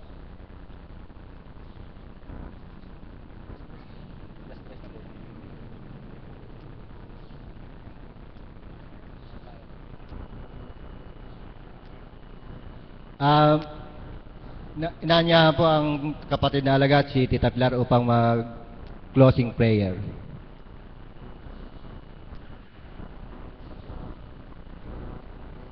Tayo po'y magsiluhod. Aleluya, aleluya, aleluya. Sa pangalan ng kataas-taasang Diyos Ama, Diyos Anak, Diyos Espiritu Santo. Ama namin, sumasalangit ka, sambahin ang ngalan mo. Mapasama po kami sa kaharian mo. Sundin ang loob mo dito sa lupa para nang sa langit.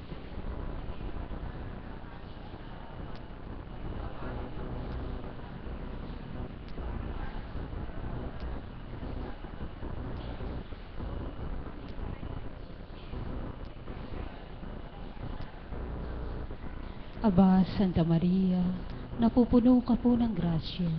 Ang Panginoong Diyos ay sumasayo. Bukod kang pinagpala sa babaeng lahat, at pinagpala naman ang iyong anak na si Jesus.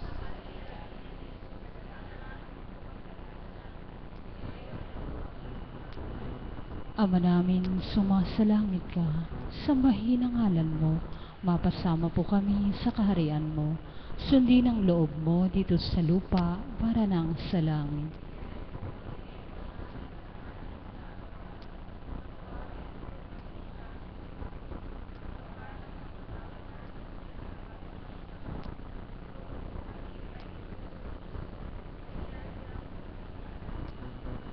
Aba, Santa Maria, napupuno ka ng grasya. Ang Panginoong Diyos ay sumasayo. Bukod kang pinagpala sa babaeng lahat, at pinagpala naman ang iyong anak na si Jesus.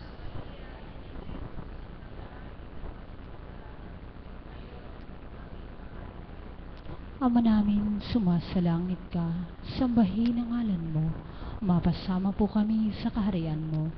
Sundin ang loob mo dito sa lupa para nang sa langit.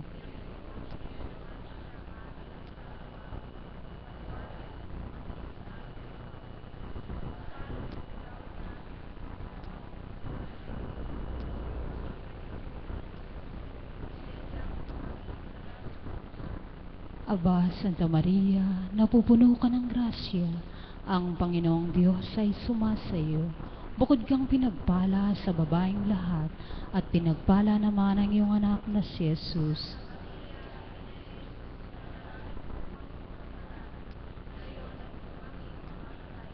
Luwalhati sa Diyos Ama, Diyos Anak, Diyos Espiritu Santo.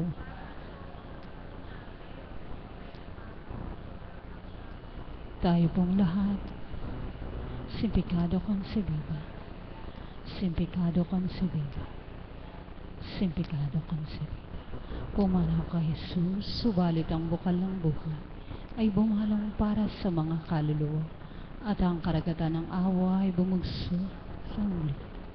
O bukal ng buhay, walang hanggang awa ng Diyos, yakapin mo ang sangkatauhan, at ibuhos mong ganapang iyong sarili para sa amin.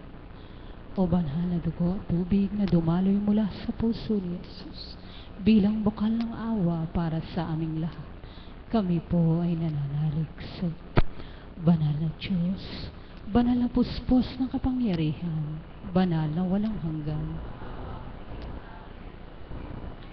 Banal na Diyos, banal na puspos ng kapangyarihan, banal na walang hanggan.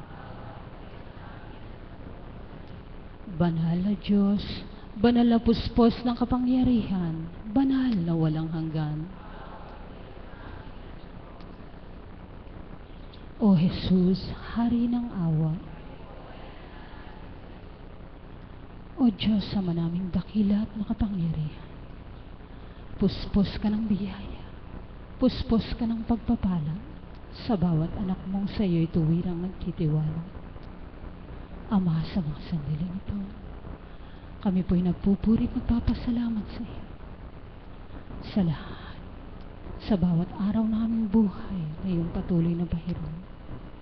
Salamat po, Ama, sa dakong ito na tuwirang pinananahanan ng iyong banal na Espiritu. Pinatotohanan mo, Ama, na ikaw tunay at wagas kong magmahal. Wala man ang katauhan ng iyong kinalugdan. Patuloy at patuloy kang nagsusugo at nagdaratal ng mga anak mo sa iyo naniniwala at nagtitiwala na ikaw ay kanilang abutan sa dakong ito. Salamat po, Ama. Salamat sa mga tagasunod, sa mga pasyente, sapagkat pinakita mo sa aming mga hinirang mo sa dakong ito na ikaw ang tuwirang aming pinaglilingkuran. Ama, sa bawat kapatid ko na nagbahagi, maraming salamat po.